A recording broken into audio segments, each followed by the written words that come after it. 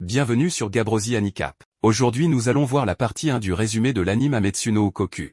L'histoire commence dans un monde où Dieu a créé les humains puis il a créé les sorcières. Les sorcières ont reçu des pouvoirs et ont été créées dans le but exprès d'aider l'humanité autant que possible, et les sorcières ont accepté de le faire dans un esprit d'amitié avec les humains. Mais des années après, les humains se lancent dans une guerre contre elles et les condamnent à mort une fois qu'elles sont capturées. À l'époque moderne, nous voyons un garçon nommé Adonis et une sorcière nommée Chloé voyageant ensemble. Adonis est épuisé par toute la chaleur du désert et demande à Chloé pourquoi elle ne peut pas simplement utiliser un peu de magie pour le rafraîchir. Bien qu'elle pourrait probablement le faire, ce n'est pas le but de sa magie et elle est occupée à essayer de trouver où il se trouve sur la carte. Cependant, Adonis a déjà une longueur d'avance sur elle et utilise son smartphone pour trouver le remplacement. Chloé lui crie dessus parce que le gouvernement pourrait utiliser cet appareil pour le tracer. Mais il dit que ce n'est pas possible puisqu'il l'a fabriqué lui-même et qu'il utilise la magie d'invocation libre pour remplacer les ondes radio par des photons multidimensionnels. Chloé ne comprend rien à ce qu'il dit tout comme moi et je suis sûr que vous êtes dans la même situation. Avec ce genre de technologie, même l'armée ne pourrait pas tracer le téléphone.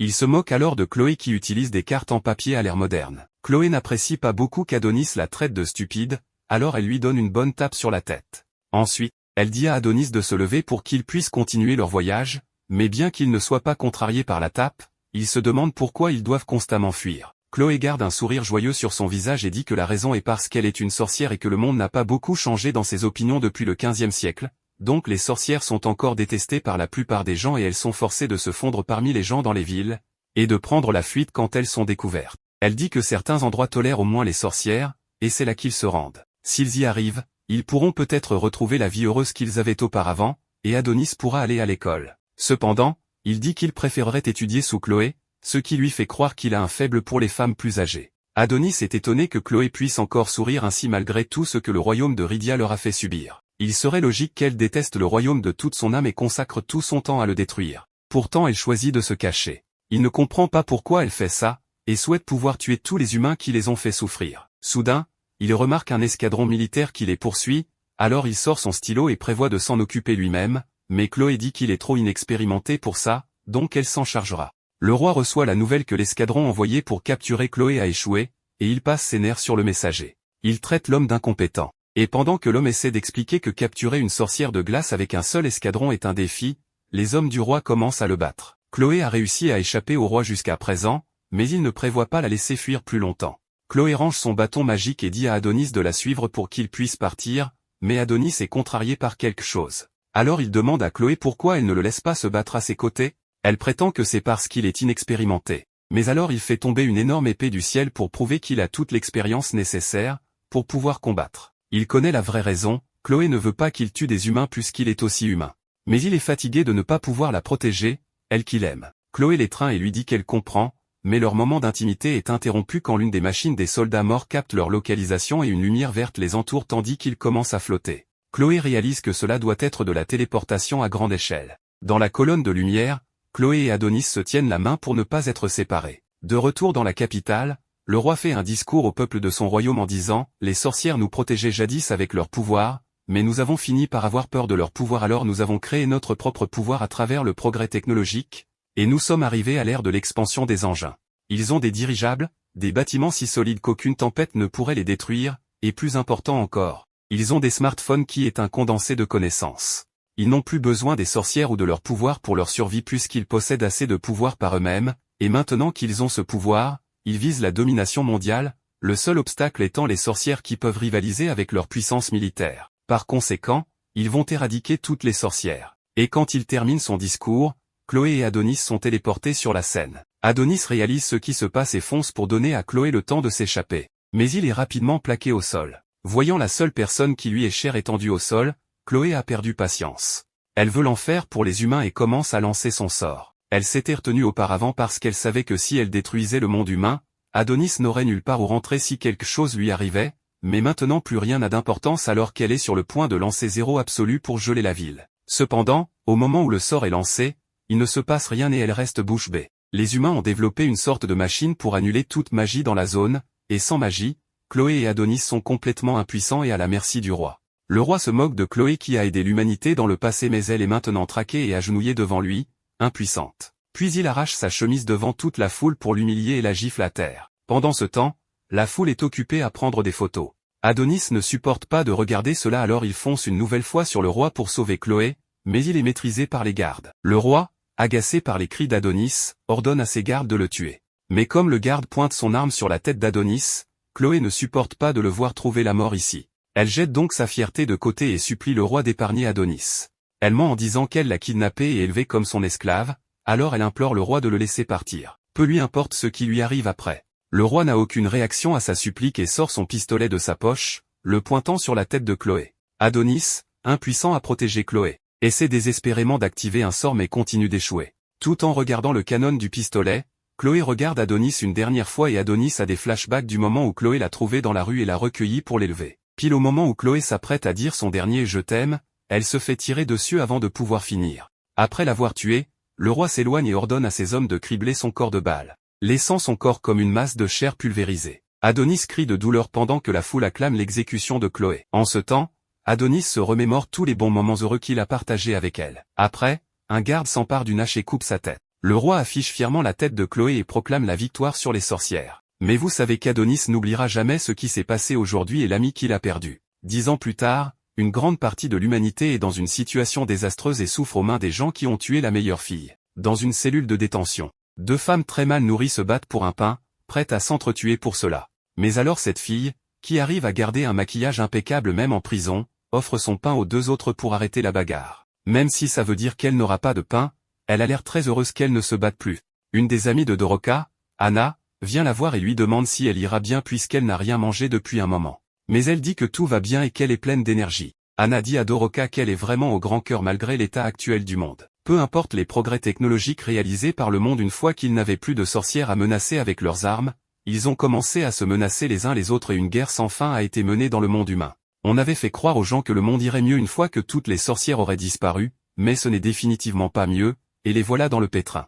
Doroka remarque qu'Anna est bouleversée. Alors elle essaie de la réconforter avec un petit spectacle de marionnettes. Même si elles ont été traînées ici après avoir perdu face au royaume, ça finira par s'arranger d'une manière ou d'une autre. Le spectacle de marionnettes parvient à remonter quelque peu le moral d'Anna, mais cette lumière s'éteint rapidement quand un garde arrive en criant pour que le numéro 218 se présente. Jusqu'à présent, 4 personnes ont été appelées ainsi, mais aucune n'est jamais revenue après avoir été appelée. Le garde continue d'appeler le 218, et à son horreur, Anna réalise que c'est elle le numéro 218, celle qu'ils appellent. Au tout dernier moment, Doroka échange son numéro avec celui d'Anna pour épargner à son ami le sort inconnu qui l'attend. Elle est emmenée dans une pièce où un homme l'évalue et lui dit de se déshabiller. Elle est choquée mais l'homme lui dit de s'y habituer puisque c'est tout ce pourquoi elle est bonne désormais. Le directeur s'approche d'elle et lui dit que le royaume de Rydia est la superpuissance mondiale et que la seule utilité que Ria a pour elle est comme esclave sexuelle. Donc elle va devenir l'esclave sexuelle d'un seigneur du royaume et il n'y a rien qu'elle puisse y faire, sauf qu'il y a quelque chose qu'elle peut y faire. Elle mord le doigt du directeur pour qu'il la lâche puis s'enfuit en courant, volant aussi le téléphone du directeur afin de libérer tous les autres prisonniers. Cependant, le téléphone nécessite une authentification vocale pour exécuter des commandes. Doroka est donc forcée d'imiter la voix du directeur pour ouvrir toutes les cellules, puis ils courent tous comme si leur vie en dépendait. Doroka tombe sur une grande porte en courant et utilise le téléphone pour l'ouvrir. À l'intérieur, elle trouve une grande capsule, mais elle est appréhendée par des gardes peu après. Cependant, sa commande précédente pour ouvrir toutes les cellules ouvre aussi celle-ci, et Adonis est libéré, ne ressentant rien d'autre que de la rage. Il se réveille et hurle de colère. Après son réveil spectaculaire, Adonis sort de sa prison et brise le reste de ses entraves. Les gardes décident de ne pas informer leur chef de la situation et tentent plutôt de le ramener dans sa cellule en l'attaquant conjointement. Adonis est proactif et se jette sur le premier garde, prenant sa matraque et le mettant hors d'état de nuire en le lui enfonçant dans la gorge. Il élimine le suivant en lui balançant un couteau qu'il a pris sur le premier en pleine tête. Avant que le troisième homme ne tire, il utilise une technique de combat rapproché et retourne l'arme contre le garde. En voyant Doroka, il se rapproche en pointant l'arme sur elle. Cependant, il tire sur ses chaînes, les libérant avant de partir discrètement. Entre-temps, une annonce est faite, informant tous les gardes de l'établissement que toutes les portes des cellules et les cloisons des couloirs des blocs 1 à 6 ont été ouvertes et que les prisonniers tentent de s'échapper. L'annonceur ordonne aux gardes de prendre des mesures de contre-attaque promptes, rappelant qu'il ne s'agit pas d'un exercice. Pendant cette période, la nouvelle de la situation atteint le secrétariat de la sécurité nationale. Le secrétaire général Yamato appelle Aircore pour le mettre au courant des événements avant de lui ordonner de se rendre immédiatement sur place et de faire un rapport avec des informations plus précises. Aircore reçoit la permission de s'armer avec des armes de classe 5 ou supérieure. Yuki, la vice-secrétaire, le met en garde de ne pas prendre à la légère la paix que l'empereur a construite et lui dit d'y aller. Il part de bonne humeur. Yuki est offensé par son comportement décontracté devant le secrétaire général et souhaite en finir avec lui pour cela. Yamato lui rappelle qu'Erkor a le même rang qu'elle, celui d'agent de sécurité de l'Empire. L'homme retire sa cape pour révéler son armure de combat et active son GPS. Le directeur est mal à l'aise face à la situation, et il a bien raison de l'être, car la salle de stockage des objets confisqués de la prison a été pillée. Les gardes qui surveillaient la zone ont tous été tués. Palpol panique en apprenant que Doroka a réussi à imiter sa voix pour accéder au système d'authentification de son téléphone. Cela le choque, car ce modèle était censé avoir le plus haut niveau de sécurité. Papol est encore plus inquiet que Doroka ait pris le stylo d'Adonis car avec ce stylo, il représente une menace de haut rang. Papol sait qu'il est dans de sales draps si les plus hauts dirigeants l'apprennent. Il est encore plus perplexe car sa classification ne lui donne pas accès à la chambre. Pendant ce temps, Adonis se détend tranquillement en haut d'un gratte-ciel et commence à écrire un sort après avoir inspecté sa plume. Le code flotte autour de lui lorsqu'il tire une balle avant d'activer le sort. Cela fait en sorte que la balle prenne une taille impressionnante et s'écrase sur l'un des bâtiments. Les civils en bas regardent avec horreur les débris s'abattre sur eux, marquant le début de son assaut et de sa quête pour éliminer chaque citoyen. De retour dans la prison, l'arrivée d'Erkor est marquée par la mort, alors qu'il élimine tous les prisonniers qui ont tenté de s'échapper. Il appelle son supérieur pour lui faire part de sa recherche complète de la prison et de l'absence d'Adonis. L'agent pointe son arme sur Papol en déclarant qu'il est en train de nettoyer le désordre à l'origine de cette situation et procède à leur élimination. Doroka observe la destruction causée par Adonis et se blâme de ne pas avoir pu l'arrêter. Pendant ce temps, l'apprenti se promène dans les rues pour voir ce qui a changé depuis sa détention. Les informations rapportent l'attaque récente sur la ville, suspectant qu'elle ait pu être perpétrée par des nations voisines. Adonis sait que sa maîtresse ne le félicitera pas pour ce qu'il est sur le point de faire, et il s'imagine qu'elle lui dit que se venger ne la ramènera pas, et qu'il devrait profiter de sa vie maintenant qu'il a réussi à s'échapper. Il sourit en pensant à cela. Cependant, une rencontre avec un couple qui commande son comportement étrange lui fait perdre cette expression joyeuse. Il dit qu'il n'oubliera jamais le visage et la voix de Chloé lorsqu'elle a confessé son amour pour lui avant d'être emmenée. Adonis invoque un titan de terre géant, ce qui incite les civils à sortir leur téléphone pour enregistrer la scène. Le titan commence à détruire les bâtiments voisins, tandis que les résidents courent frénétiquement se mettre à l'abri. Quelqu'un appelle la police pour les informer, mais ils prennent cela pour un canular. Une voiture percute soudainement le poste de police, et le conducteur est en détresse. L'officier suppose qu'il est sous l'influence de champignons hallucinogènes, drogue, et dit à son collègue de l'arrêter. Il appelle le quartier général et demande qu'on lui passe la brigade des stupéfiants. Mais lorsqu'il sort et voit le titan, il change rapidement sa demande et souhaite être mis en relation avec la défense. Le titan tient Adonis dans une main tandis qu'il fait pleuvoir des débris sur les civils avec l'autre. Des voitures et des personnes sont écrasées alors que tout le monde sombre dans le désespoir. Il commence à marcher vers la résidence de l'empereur Goethe, en disant que l'empereur ne lui échappera point. Yamato reçoit une mise à jour sur cette nouvelle situation. Leur service de renseignement l'identifie comme un robot, mais son origine reste inconnue. Il se dirige vers eux depuis le quartier des affaires, et les mesures de défense locales ne peuvent pas suivre son rythme. Il signale que selon la reine, l'empereur ne se sent pas bien. Après avoir entendu cela, le secrétaire général déclare l'état d'urgence et ordonne de prioriser le maintien de la ligne de défense. Le soutien aérien a également été autorisé, et des soldats au sol doivent être envoyés sur place. Yamato s'attend à une confrontation limitée après avoir donné ses ordres. Il sort et est choqué par la capacité du titan à se déplacer malgré sa taille. Yuki informe le directeur qu'Adonis et la plume ont disparu. Avec cette nouvelle information, elle est sûre que tout cela est alimenté par la magie. Yamato estime que cela simplifie les choses, alors il demande à un subordonné le dispositif de suppression de la magie photonique.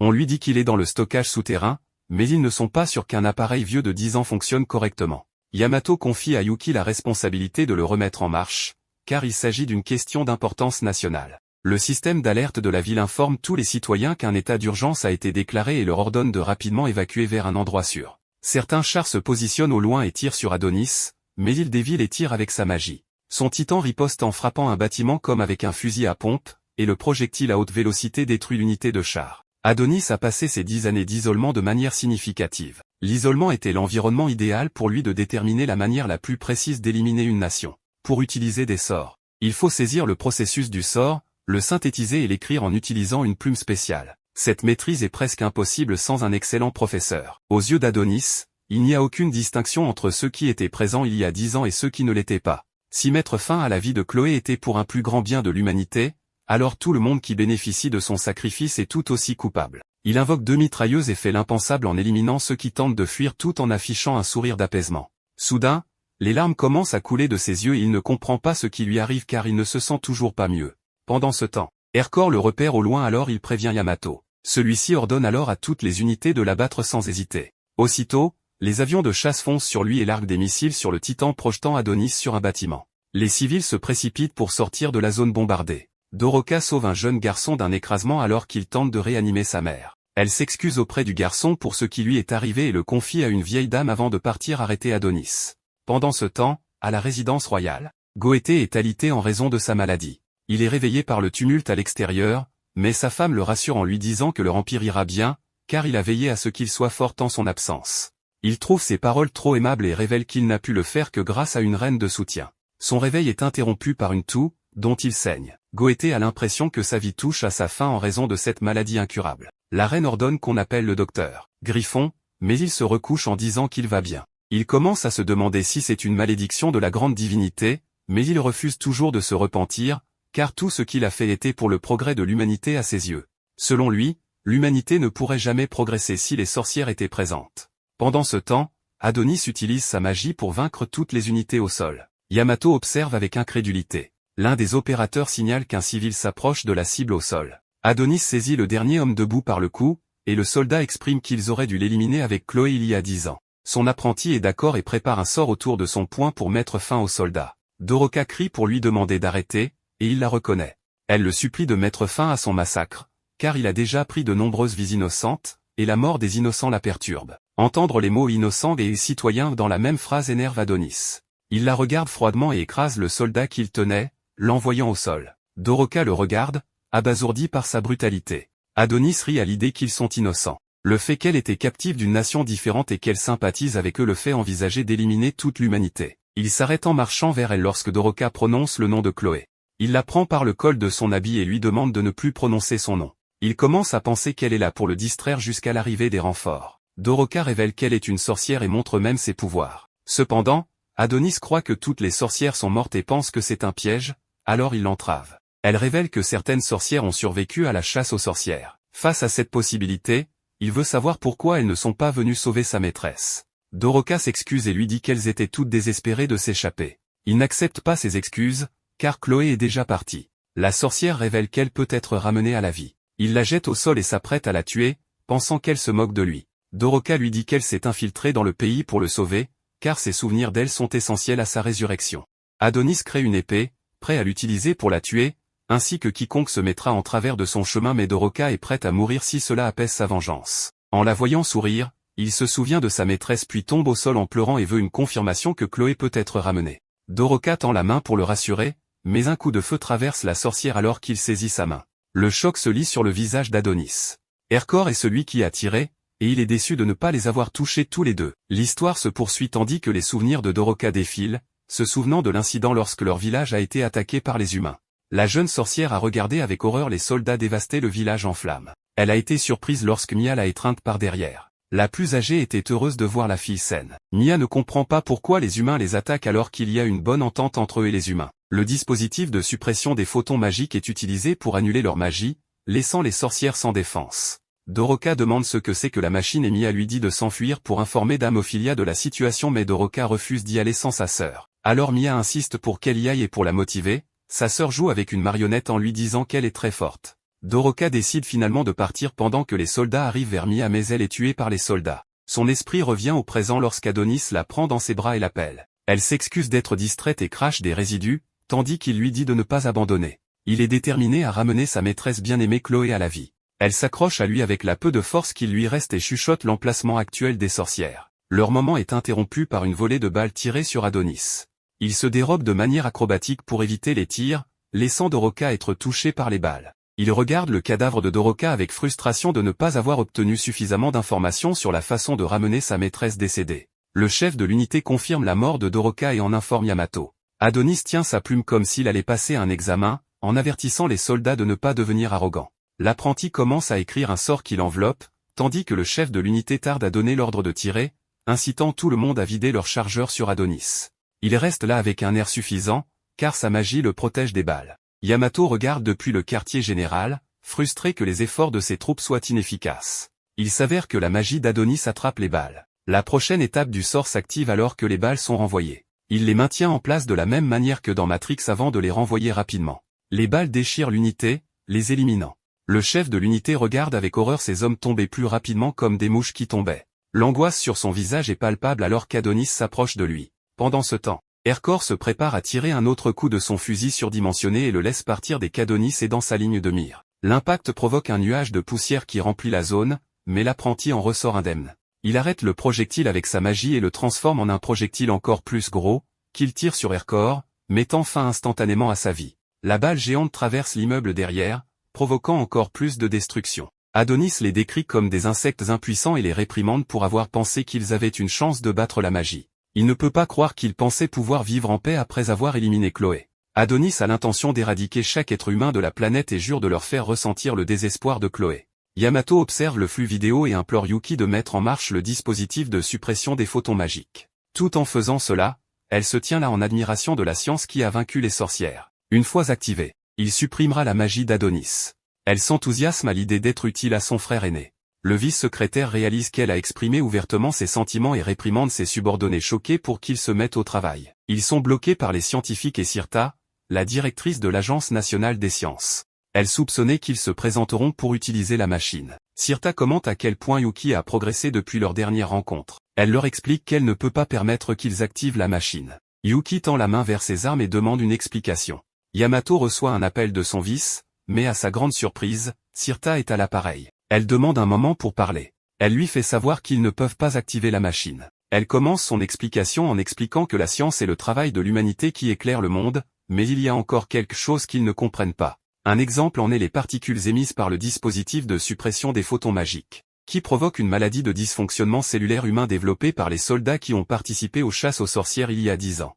Sirta révèle que les particules libérées par l'appareil affectent le corps humain en exterminant les cellules. C'est la première fois que Yamato entend parler de cet effet secondaire. Sirta avoue qu'ils avaient cet effet secondaire mais que l'information était confidentielle. Malheureusement, il n'y a plus de sorcières pour restaurer l'environnement naturel. De plus, l'atmosphère qui aurait purifié ces rayons nocifs a disparu. La nature est tombée en disgrâce en raison des actions humaines. En conséquence, le corps humain sera détruit s'il est exposé à un grand nombre de particules provenant de la machine. La maladie de l'empereur est due au fait qu'il était également exposé au dispositif lorsque l'humanité combattait les sorcières. Pendant ce temps, Adonis fait face à l'unité suivante tout en laissant échapper un rire de méchant. Sirta remet le téléphone à Yuki et lui demande de partir, maintenant qu'ils connaissent la vérité. Elle refuse de prendre le téléphone et court activer la machine. En courant, elle explique qu'ils ne peuvent pas se permettre de se soucier de la maladie lorsque la menace de la magie est juste devant eux. Sirta ordonne à tous de battre en retraite pendant qu'elle poursuit le vice pour l'arrêter. Yuki active rapidement la machine,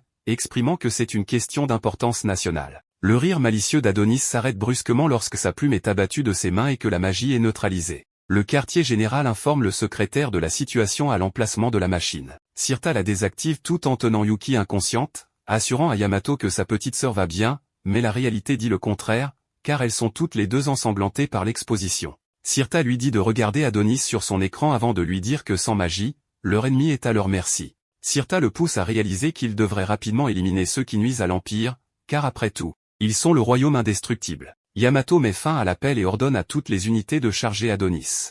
L'apprenti tente rapidement de récupérer sa plume alors qu'il se prépare à l'éliminer. Cependant, une soldate court dans la ligne de tir de son unité et réprimande Adonis pour avoir nui à leur nation. Le sommet d'un gratte-ciel tombe entre l'unité et elle, isolant la sorcière avec Adonis. Elle active son thermolame et insulte sa position en tant qu'apprenti sorcier avant de reculer pour porter le coup final. Adonis tourne le dos, prêt à mourir pour enfin rejoindre sa maîtresse. Sa tête est tranchée en un seul coup net. Pendant ce temps, ses collègues s'inquiètent pour elle alors qu'elle émerge de la fumée en tenant la tête d'Adonis. Elle informe que la mission est accomplie avant de la laisser tomber et de s'effondrer. Certains s'occupent d'elle tandis que d'autres crient leur victoire. Les célébrations atteignent le quartier général lorsqu'il confirme sa disparition. Yamato soupire de soulagement, car c'est enfin terminé. Le secrétaire félicite tout le monde pour avoir vaincu l'apprenti sorcier. Il leur rappelle de modérer leur célébration, car il y a encore du travail à faire. Ils doivent récupérer le corps d'Adonis et confirmer les dégâts dans chaque zone de la ville. Les unités doivent se joindre aux équipes de secours et aider les victimes. La femme qui a porté le coup final est montrée sur l'écran géant du quartier général. Yamato commente à quel point elle est jeune, et l'un de ses assistants note qu'elle est une nouvelle recrue. Le secrétaire arrête son assistant juste au moment où il allait obtenir des informations sur elle et lui ordonne plutôt d'aller voir ce qu'il en est de Sirta et Yuki. Les paroles de la directrice scientifique lui rappellent que leur nation est forte, et Sirta et Yuki sont emmenés sur des civières pour être soignés. Dans l'après-midi, L'empereur Goété s'adresse au mas tout en étant relié à de nombreuses machines et perfusions qui le maintiennent en vie. Il reconnaît que les arts occultes sont restés dans le monde parce qu'ils ont décidé de retenir l'apprenti sorcier, Adonis, en raison de sa nature humaine. Cependant, les conséquences de cette décision ont été dévastatrices pour leur royaume. Après toutes ces années, ils n'ont toujours pas réussi à déterminer comment ils pouvaient utiliser la magie en tant qu'humains. Goété est irrité de s'être permis de laisser le garçon vivre. Il rappelle à tous que Rydia est le summum du monde, avec sa science avancée et ses troupes de fer. Il encourage les citoyens à laisser brûler les flammes de la fierté dans leur cœur pour le simple fait d'être nés humains dans l'empire de Rydia. La mort d'Adonis marque la fin de l'ancien monde, et il déclare leur nation comme l'autorité ultime. Eri met en pause la vidéo alors qu'elle la regarde sur son téléphone. L'enseignant reconnaît que certains de leurs étudiants ont perdu la vie dans l'incident. Il est compatissant, mais leur rappelle que les examens nationaux commencent le lendemain, alors ils doivent rester concentrés. Cette dernière annonce marque la fin de l'heure de l'étude. L'un des étudiants veut savoir pourquoi Adonis s'est rangé du côté des sorcières alors qu'il est humain. L'enseignant déclare qu'il a probablement eu un lavage de cerveau. La sonnerie met fin à la conversation, et il les informe de se changer rapidement, car la première période est consacrée à l'éducation physique. Eri est interpellée par un autre élève pour ce qu'elle a fait. Elle s'énerve et répond que sa réaction était naturelle. Après l'école, elle retourne sur les lieux de l'incident pour déposer des fleurs. Elle blâme le gouvernement de ne pas avoir fait son travail en protégeant les citoyens. Elle se rappelle comment elle a abandonné son petit ami et s'excuse, sachant qu'il doit probablement la détester. Ses appels à l'aide résonnent toujours dans sa tête, mais elle regarde les photos qu'elle a prises d'Adonis et pense qu'il est très attirant. Gorgius surprend en l'approchant, qualifiant son admiration de honteuse. Cela la surprend, et elle s'excuse. Eri remarque qu'il travaille pour le gouvernement et tente rapidement de supprimer les photos, mais il l'arrête et lui assure qu'il ne dira rien si elle ne les montre à personne. Le chef Gorgius lui rappelle qu'Adonis est un criminel odieux qui a causé cette catastrophe. La fille s'excuse rapidement et part. Il l'épie et appelle Charmy pour informer les autorités compétentes qu'Eri a été influencée par Adonis et qu'elle devrait être arrêtée. Il suppose qu'elle sera soit exécutée, soit emprisonnée pour trahison. Il reçoit un rapport indiquant que les dernières vérifications autour de la zone ont été effectuées et demande à Charmy de lui réserver un accueil chaleureux à son arrivée. Il s'avère que le chef Gorgius est le directeur adjoint de l'Agence nationale du renseignement. Charmy se plaint car il ne signera pas sa demande de transfert. Elle en a assez d'être surchargée de travail et harcelée par lui. Elle change de sujet pour parler des résultats de l'analyse effectuée sur le corps d'Adonis. L'enquêteur en chef confirme que le corps est un faux. En même temps, l'apprenti ouvre les yeux à un endroit inconnu. Nous voyons ensuite Adonis allongé sur un lit d'hôpital, luttant contre des sorcières inconnues qui le maintiennent. Les sorcières surveillent ses signes vitaux pendant qu'il est inconscient.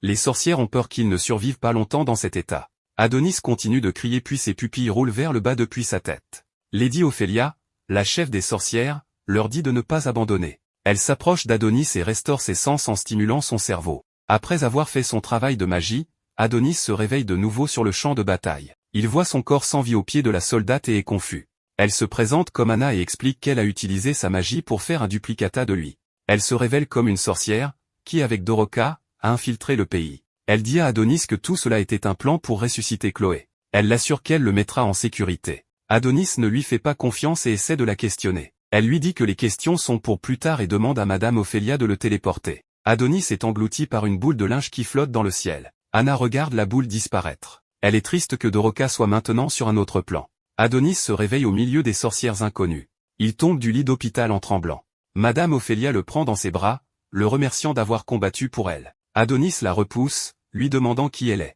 Adonis reconnaît l'endroit comme étant la nation des sorcières. Adonis est mis dans un fauteuil roulant et on lui fait visiter les lieux. L'atmosphère de la nation des sorcières est heureuse et joyeuse. Deux sorcières se tiennent près d'un groupe de piliers. L'une d'elles l'appelle, heureuse qu'il soit maintenant en bonne santé. Adonis s'arrête pour leur parler. Elle lui dit que Chloé serait triste s'il lui arrivait quelque chose.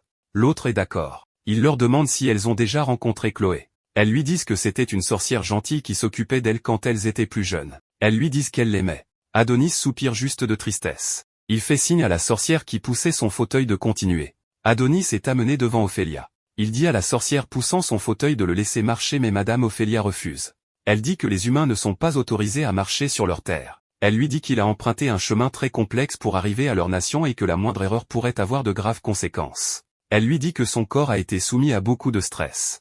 Adonis s'examine pour s'assurer qu'il n'a pas de blessure grave. Il lui demande ce qu'elle lui a fait. Mais elle lui dit simplement qu'elle l'a invité dans leur nation, l'appelant l'apprenti de Chloé. Elle lui dit que tout le monde connaissait Chloé car c'était une sorcière gentille et intelligente. Cependant, Chloé a été bannie de la nation des sorcières. Adonis l'accuse d'être l'instigatrice de l'exil de Chloé parce qu'elle lui a enseigné la magie, à lui un humain. Ophélia lui demande si Chloé lui en a parlé. Mais il répond qu'il a passé assez de temps avec elle pour le savoir. Madame Ophélia lui dit que la magie des sorcières leur est sacrée. Elle lui dit que la magie qui leur est conférée représente leur dévotion à guider l'humanité. Elle lui dit que ce n'est pas quelque chose qui devrait être enseigné à un humain. Il ne pourrait jamais comprendre pourquoi Chloé a décidé de prendre un apprenti humain. Chaque sorcière a supplié Chloé d'abandonner Adonis et de revenir à la nation des sorcières mais elle a refusé. Malgré toutes leurs suppliques, Chloé s'est excusée auprès d'elle et est partie. Ophélia dit à Adonis que malgré tout, elle est toujours aimée de tous. Adonis lui demande avec colère si elle a fini de se remémorer le passé. Elle tend la main et invoque la plume d'Adonis au-dessus de sa paume. Elle lui dit qu'il peut la récupérer.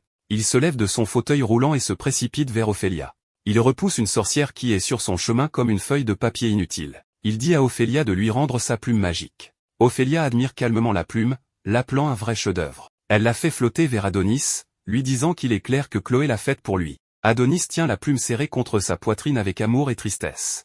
Il dit que personne d'autre n'aurait pu lui faire une telle plume. Adonis demande à Ophélia si elle peut ramener Chloé de l'autre monde. Elle lui dit que les sorcières ne mentent pas. Adonis lève la tête et soupire de contentement. Il ouvre les yeux et il est choqué par ce qu'il voit. Il peut voir la terre à distance. Ophélia lui dit que la nation des sorcières est un endroit qu'aucun humain ne peut atteindre. Elle lui dit qu'elles sont arrivées sur la Lune il y a des années et qu'elles en ont fait une maison où les sorcières peuvent vivre en paix. Elle l'appelle Lunamilia, la nouvelle nation des sorcières, hors de portée des humains.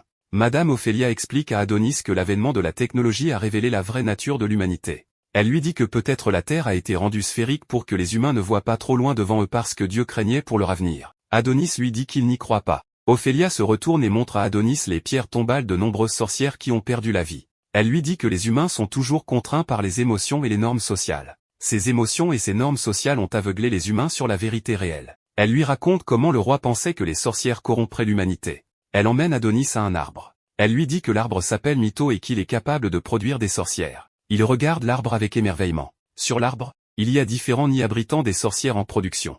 Elle lui dit que les sorcières, contrairement aux humains, n'ont pas de couple reproducteur. Au lieu de cela, elles reçoivent la vie de l'arbre Mytho sous forme de fruits. Elle pense que son explication étonnerait Adonis mais il est indifférent. Elle dit à Adonis que l'arbre est le dernier arbre survivant à portée de la terre. Elle lui dit que les humains ont brûlé les autres arbres. Adonis regarde dans un certain nid et il est surpris. Ophélia lui dit que c'est le seul arbre qui peut donner naissance et régénérer les sorcières. Il s'approche de l'arbre, incrédule, alors qu'il voit une Chloé en régénération. Il tend la main vers le nid et demande à Ophélia si c'est Chloé. Elle lui dit que non. Ce n'est qu'une sorcière qui attend de naître. Elle lui dit que pour qu'elle devienne Chloé, elle aurait besoin de sa force. Adonis ne comprend pas ce qu'elle veut dire. Elle dit à Adonis que la magie est l'acte de donner une forme physique dans le monde matériel aux pensées. Elle lui dit que la magie d'invocation écrite qu'il utilise peut être utilisée pour donner forme à n'importe quoi, selon ses capacités. Elle lui dit que sa magie est suffisante pour tout rendre possible. Elle dit à Adonis qu'il pourrait sceller tous ses souvenirs dans le fruit sorcier et la faire devenir Chloé. Elle lui dit qu'il est la clé de la résurrection de Chloé. Adonis a l'air déterminé et Ophélia commence à s'éloigner de l'arbre. Elle dit à Adonis de la prévenir quand il sera prêt à commencer la cérémonie. Elle s'éloigne, laissant Adonis debout seul devant l'arbre. Adonis s'allonge dans l'herbe et réfléchit à son choix. Il n'arrive pas à croire que sa magie ressuscitera Chloé. À ce moment, Anna apparaît devant lui. Elle lui demande s'il n'a rien à lui dire. Adonis lui demande condescendant si elle s'attend à des remerciements de sa part. Elle lui dit qu'il ne peut pas être sérieux. Avec des larmes coulant sur ses joues, elle lui dit que Doroka a donné sa vie pour lui. Adonis lui dit que ce n'est pas son problème puisque c'est elle qui a planifié son évasion. Anna est en colère par sa remarque, mais il s'éloigne. Anna l'appelle, lui disant qu'elle n'a pas fini de parler. Elle lui dit que les humains sont tellement égoïstes. Elle lui dit qu'il doit se sentir chanceux de pouvoir ressusciter Chloé autant de fois qu'il veut avec l'aide de l'arbre. Elle se demande pourquoi elles ont risqué leur vie pour quelqu'un comme lui. Cela fait s'arrêter Adonis. Il se retourne et lui dit avec colère qu'elles l'ont sauvé pour qu'il puisse ramener Chloé, pour qu'elle puisse l'utiliser. Elle lui demande ce qu'il entend mais il lui dit de ne pas faire l'idiote. Il se souvient des derniers mots de Doroka alors qu'elle était dans ses bras. Elle lui a dit que la nation des sorcières prévoyait d'utiliser Chloé. Adonis dit à Anna que les sorcières pouvaient vivre dans un environnement hostile aux humains. Il lui dit qu'elles n'avaient pas besoin de construire le dôme, mais qu'elles l'ont construit pour garder les humains à l'intérieur. Il lui dit comment les sorcières prévoient d'enlever des humains avec leur magie, et leur enseigner la magie écrite pour qu'ils puissent se battre. Il lui dit qu'étant donné que les sorcières sont proches de l'extinction, elles ont besoin d'une nouvelle source de soldats.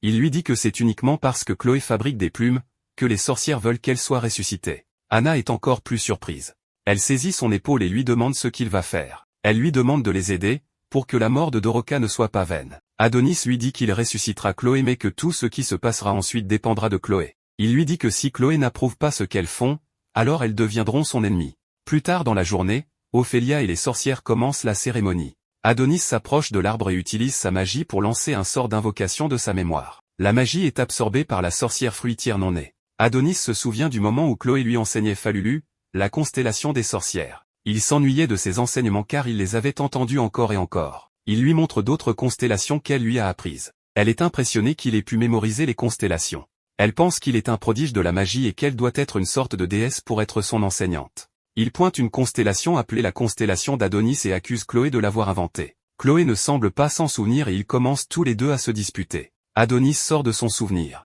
Il chérissait le temps passé avec Chloé, le trouvant comme un rêve comparé à sa réalité actuelle. Il se souvient quand Chloé laissait toujours ses vêtements traîner dans la maison. Chloé se lave et lui demande de laisser les vêtements par terre. Adonis regarde à travers le rideau pour voir Chloé avec différentes ecchymoses sur le corps. Chloé lui dit de ne pas espionner. Il lui dit qu'il est inquiet à cause de la durée de son bain. Il lui dit qu'il va monter la garde. Il presse Chloé de prendre rapidement son bain avant que leurs poursuivants les rattrapent. Chloé le remercie de rester avec elle alors que des larmes coulent sur ses joues. Elle lui dit qu'elle ne peut pas vivre seule. Adonis est ému par sa déclaration. De retour au présent, Adonis admet qu'il ne peut pas vivre seul non plus. Le fruit sorcier continue d'absorber sa magie. Adonis professe son amour pour elle, et la voix de Chloé le remercie. Le fruit s'illumine, éclairant les champs. Toutes les sorcières regardent le fruit, pleines d'espoir. Les choses continuent, et il est révélé qu'Adonis a décidé de ne pas ramener Chloé à la vie car il ne voulait pas qu'elle ressente à nouveau la même chose. L'apprenti est d'avis que sa maîtresse n'a pas sa place dans ce genre de monde. Il se rappelle la douleur qu'elle a traversée une dernière fois. Adonis jette un autre sort, ce qui fait réaliser à Ophélia qu'il a réécrit le sortilège rituel. Anna regarde, incrédule, Doroka émerger du cocon à la place de Chloé. L'apprenti la récupère de façon théâtrale, la poussant à ouvrir les yeux. Il lui dit qu'il ne voulait pas laisser sa dette impayée. Elle est confuse mais réalise bientôt qu'ils sont à l'Unamia. Il regarde autour de lui et se souvient d'Ophélia et des autres sorcières. Elle se demande ce qu'elle fait de retour à la maison, alors que la dernière chose dont elle se rappelle est de s'être fait tirer dessus sur terre. Elle remarque qu'elle est sous sa forme naturelle et s'échappe rapidement de ses mains, embarrassée. Elle lui témoigne du respect et commence à s'excuser auprès d'Adonis de lui avoir montré quelque chose d'aussi sale et disgracieux. Doroka le supplie même d'effacer cela de sa mémoire. Elle ne sait pas que ce gars est le Shad ultime, donc il n'est pas ému par une telle vision. Il lui jette simplement un au-dessus en lui ordonnant de se taire et de le mettre. Il explique qu'elle l'a sauvé à Rydia, donc maintenant ils sont quittes. Elle demande immédiatement des nouvelles de l'endroit où se trouve Chloé. Ophélia interrompt, demandant à Adonis comment il a pu faire une telle chose. La sorcière en chef explique qu'elles font tout leur possible pour l'aider. Elles risquent leur vie pour le sauver et soigner ses blessures. Elle souligne même qu'elles ont garanti sa sécurité et ont essayé de ramener Chloé d'entre les morts. Ophélia est juste confuse quant à la façon dont il peut ruiner tous leurs efforts. Les autres commencent à douter qu'il aimait vraiment sa maîtresse, étant donné qu'il n'est qu'un humain. Certaines se demandent même s'il a abandonné Chloé en faveur de Doroka. Ophélia demande calmement à celle-ci si elle a mis des idées dans la tête d'Adonis. Elle bafouille en essayant de répondre. L'apprenti intervient, ordonnant aux sorcières de fermer leur gueule. Il leur annonce sans détour qu'il ne ressuscitera pas Chloé et que cette décision a été prise par lui seul. Ophélia rit de ses commentaires et veut savoir devant qui il fait son intéressant. Son rire se transforme en un regard hostile quand elle l'appelle un simple humain. Son attaque est interrompue quand un phénomène se produit. Elle se demande ce que ça peut bien être. Puis la réalisation se fait jour en elle quand elle comprend. Elle se tourne vers Adonis, lui demandant s'il a fait quelque chose. Il s'excuse et révèle qu'il a été emprisonné à long terme et qu'on lui a implanté une puce qui le traque. Il leur montre la puce, puis l'écrase en informant les sorcières qu'il traquera lui-même les humains, donc elles devraient rester à l'écart. Il écrase la puce et la jette vers l'arbre. Elle est conçue pour exploser quand on la manipule. L'explosion détruit l'arbre. Ophélia regarde, dévastée, mytho, l'arbre de vie est brûlé. Le transport des humains est terminé, marqué par l'interruption de Yamato qui exprime sa surprise qu'il reste un arbre. Le directeur a une combinaison de combat blanche et fait son rapport au QG que le transfert a été un succès. En retour, on l'informe que l'analyse de l'installation non identifiée est terminée, donc ils peuvent retirer leur masque de protection faciale. La première unité fait également son apparition et encercle les sorcières et Adonis. Yamato les décrit comme des rats dans une grotte. L'apprenti est un peu offensé par sa déclaration, révélant que c'est lui qui les a invités à l'Unamia en premier lieu. Adonis le corrige, l'appelant le cimetière des humains. Pendant ce temps, une sorcière dit à Ophélia de ne pas s'inquiéter alors qu'elle jette un sort dans l'espoir d'éteindre les flammes avant qu'il ne soit trop tard. Mais un des soldats l'élimine, annulant le sortilège. Ophélia donne l'ordre de se transformer en armure de combat. Alors les sorcières commencent à opérer une transformation, grâce à une magie de renforcement. Après la transformation, on peut observer un sourire sur le visage d'Ophélia autorisant les sorcières à combattre. Pendant ce temps, Yamato et Adonis commencent leur duel. Le directeur attaque en premier, ce qu'Adonis parvient de justesse à esquiver, mais il est légèrement entaillé au visage. Il jette un sort qui fait tomber le pistolet à haute puissance de Yamato dans sa main. L'apprenti ne perd pas de temps et lui tire dessus à bout portant. L'impact brise la lame de Yamato qui tombe en arrière. Adonis rit d'excitation devant la puissance de l'arme. Le directeur reconnaît son imprudence au moment où il déploie son équipement défensif juste avant de se prendre une rafale de balles en pleine figure. Adonis continue à tirer tout en se rapprochant. La combinaison du directeur l'avertit des dégâts croissants qu'elle subit. L'apprenti lui demande sadiquement d'abandonner, se moquant de la déclaration précédente de Yamato selon laquelle il allait l'achever. Doroka tire sur son manteau et il se retourne pour voir un air de désapprobation sur son visage. Ailleurs sur le champ de bataille, les sorcières commencent leur contre-attaque en utilisant divers sorts pour vaincre les humains. La première utilise un sort de joyau pour immobiliser et emprisonner les soldats. La seconde fait appel à un serpent qui décapite les soldats. Une autre utilise des insectes qui percent les soldats de partout, suivi des attaques d'aiguilles puis des attaques avec des racines d'arbres. Cette scène est très gratifiante pour Ophélia qui cause le plus de dégâts en utilisant son sort de gravité pour soulever, rassembler et faire exploser les soldats comme s'ils étaient bombardés. Leurs résidus sont montrés sur le champ de bataille tandis qu'elle commente la fragilité des humains. Sa conviction qu'elles remporteront la victoire est instantanément mise en doute quand une autre unité prend la place de celles qui viennent d'être défaites. Elle réalise que les humains ont l'intention de les submerger par le nombre. Les hauts gradés observent l'opération sur un énorme écran. Dinasma, qui est le directeur du Bureau national de l'autorité, demande à Sirta pourquoi il y a autant de sorcières alors qu'elles sont censées avoir été exterminées. Le patron de la science nationale se tient debout tranquillement. Elles sont reliées à des machines car elle n'a plus que quelques mois à vivre à cause de son exposition au dispositif d'annihilation des photons magiques. Il exige qu'elle s'explique. Elle clarifie que certaines des sorcières se sont enfuies sur la Lune en utilisant un de leurs satellites. Elle s'excuse de ne pas l'avoir découvert plus tôt. La structure construite sur la Lune était cachée grâce à la magie. En entendant cela, Dinasma entre dans une rage folle, car l'Agence de la science nationale est la fierté des 4 bureaux, raison pour laquelle elle reçoit un budget annuel massif. Il veut savoir comment elle a pu laisser cela arriver. Dinasma estime que sa bévue devrait lui coûter plus que la vie. Shirozagi, directeur de l'agence du renseignement, lui dit de la fermer, déclarant qu'ils peuvent s'inquiéter de cela plus tard. En attendant, il devrait se concentrer sur l'éradication définitive des sorcières. On revient au moment où Yamato a découvert l'état de Yuki après qu'elle a activé un dispositif d'annihilation des photons magiques. Il l'a regardée dans le tube et a commenté comme elle avait toujours été à ses côtés, et quand il est entré au bureau de la sécurité nationale, elle a fait de même. Quand il est devenu directeur, elle est devenue la vice-directrice la plus jeune de l'histoire du pays. Il dit que sa petite sœur est incroyable, mais souligne que la bureaucratie n'était pas du tout son fort. Pourtant, elle l'a fait quand même pour se rapprocher de son frère. De retour au présent, Yamato se rappelle ce souvenir et sa colère atteint des sommets lorsqu'il blâme Adonis pour tout et promet de le lui faire payer. L'apprenti peut sentir que quelque chose de gros approche, donc il fait signe à Doroka de reculer. Yamato ordonne à sa combinaison de combat de régler la force de ses bras à 500%. Le directeur titube et exige qu'ils reprennent leur combat. Adonis admet que Yamato est un adversaire coriace pour avoir encaissé tous ses tirs. Adonis pointe à nouveau l'arme sur lui, le suppliant de quitter ce monde avant qu'il ne presse la détente. Yamato se déplace à grande vitesse et assène un coup dévastateur qui envoie Adonis valser. Il informe l'apprenti que c'est plutôt lui qui quittera cette terre. Le directeur est dégoûté qu'il ait décidé de s'allier aux sorcières alors qu'il est humain. Doroka se précipite pour voir si Adonis va bien. Mais il la traite d'idiote et lui dit de garder les yeux sur l'ennemi. Yamato prend la pose de samouraï qu'ils prennent tous quand il s'apprête à déclencher une attaque surpuissante. La montée en puissance provoque des éclairs qui jaillissent de la combinaison. À ce moment, Yamato exprime son souhait que sa petite sœur et lui puissent mener une vie paisible quand ce sera terminé. Le gars imagina même cette réalité. Le directeur libère l'attaque anti-sorcière. C'est une tranche en forme de croissant qui couvre la zone du combat. Fidèle à son nom, elle coupe la plupart des sorcières en deux en un instant. Même Ophélia n'est pas épargnée. Adonis fait montre de ses impressionnantes capacités de limbo pour esquiver l'attaque, ne recevant qu'une entaille sur le visage. Anna sauve Doroka en jetant un sort d'annulation de la mort. Elle remercie Doroka d'être son amie et avoue son amour pour la sorcière aux cheveux roses. Doroka hurle d'horreur alors que le haut du crâne d'Anna tombe au sol. L'attaque provoque une perte de communication vidéo entre le QG et la force d'attaque. Il demande un rapport pour déterminer la situation. Doroka est assise dans la mer de liquide rouge des sorcières, pleurant la perte de sa meilleure amie, et implore que tout cela cesse pendant qu'elle hurle. Adonis jure d'éliminer Yamato. Celui-ci ignore la menace et fait son rapport au QG, annonçant qu'ils ont neutralisé avec succès les sorcières et que l'apprenti est le seul qu'il reste à traiter. Adonis devient sérieux, retirant son manteau.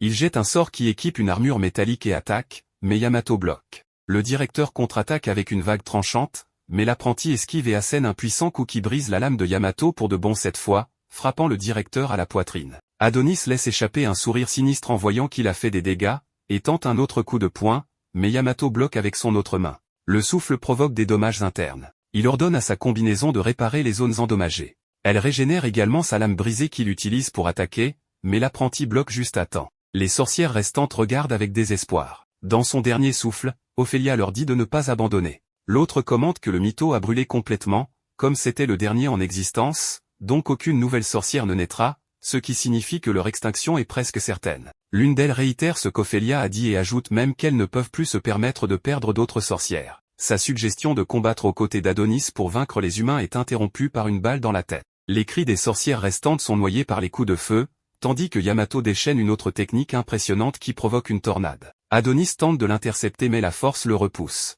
Le directeur surgit de la fumée et assène un coup à l'épaule de l'apprenti. Adonis jette secrètement un sort en même temps, invoquant une énorme lame au-dessus de Yamato qui s'écrase et lui arrache le bras gauche. Mais il ordonne à sa combinaison d'arrêter le saignement. L'apprenti remarque qu'il a le même regard de vengeance dans les yeux. Le directeur déclare qu'Adonis est trop dangereux donc il doit mourir. Il se prépare à porter le coup fatal quand on passe à l'agence de la science nationale qui tente désespérément de rétablir une image visuelle. Ils parviennent à capter un signal et voient Yamato blessé. Il transmet un message à ses collègues à la surface, annonçant qu'ils ont remporté la victoire. Sirta a l'air surpris quand il leur ordonne d'avertir le roi immédiatement que toutes les sorcières sur la Lune ont été anéanties. Les gens sur Terre acclament la nouvelle. Mais sur la Lune la tête de Yamato semble tenue par quelqu'un. Mais pour mieux comprendre, revenons un instant en arrière où le capitaine Yamato a failli trancher la tête de Adonis. Mais grâce à un cri d'arrêt de Doroka, cela n'a pas pu se produire car il avait été pétrifié par un puissant sortilège que Adonis reconnut comme étant très fort puisque c'était un sortilège de Mandragore dont la base était l'amour. Il était donc destiné à être utilisé pour la paix. C'est pourquoi, avant d'être encerclé par les militaires, Doroka appliqua rapidement son sortilège sur eux, les rendant pratiquement inutilisables. Elle put alors s'approcher de Yamato, qu'elle savait être leur leader mais dont elle ne connaissait pas le nom. Elle le lui demanda donc, et de façon presque involontaire, la bouche du capitaine lui donna son nom bien que Yamato ne sut pas pourquoi il l'avait dit. Il assura cependant qu'il ne l'avait pas vraiment fait et qu'il devrait donc faire attention car il avait affaire à un puissant sortilège.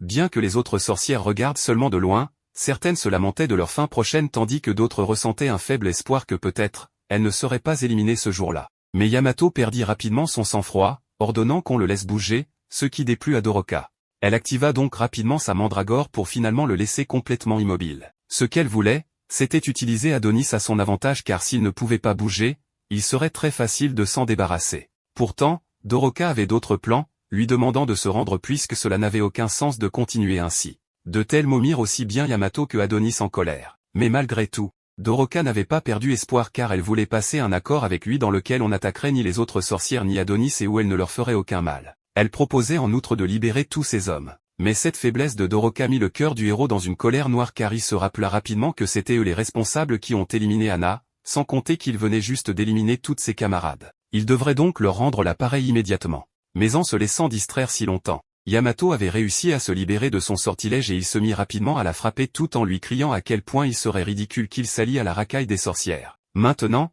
elle va donc sentir toute sa colère. Et bien que son capitaine eût annulé le sortilège sur les autres soldats, il suffisait amplement pour montrer à quel point les humains étaient déterminés à éliminer chacune des sorcières. Sans compter que Yamato avait sa sœur dans une situation plus que critique à cause de l'attaque de Adonis. Il n'avait donc pas de temps à perdre avec des sorcières assassines. Pourtant, Doroka affirme qu'eux aussi le sont, ce qui arrête net le point de Yamato car Doroka affirmait qu'il est vrai que beaucoup de sang avait été versé par ses sœurs mais que les humains n'étaient en rien innocents.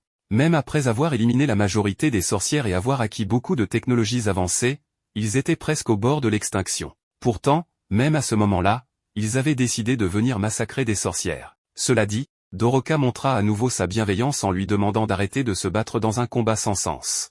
Mais ces paroles commencèrent à affecter Yamato qui, malgré une puissante haine et l'envie d'accepter son accord puisque c'était littéralement le mieux pour tous, ne pouvait oublier qu'il était humain et plus important encore, un soldat du grand empire de Rydia auquel il avait juré fidélité. Il ne devait donc pas dévier de son devoir. Mais sans le savoir, un souvenir de lui dans sa jeunesse survint, où il courait droit vers sa mère qui l'étreindrait avec une chaleur réconfortante. Mais ce n'était que le sortilège de Doroka qui avait finalement fait accepter à Yamato de mettre fin à la bataille contre son peuple. Pourtant, une épée le transperça rapidement dans le dos avant de lui trancher la tête. L'auteur n'était autre que Adonis qui ne pouvait permettre une telle absurdité. Après tout, il lui avait tout pris, ne lui laissant plus que la vengeance.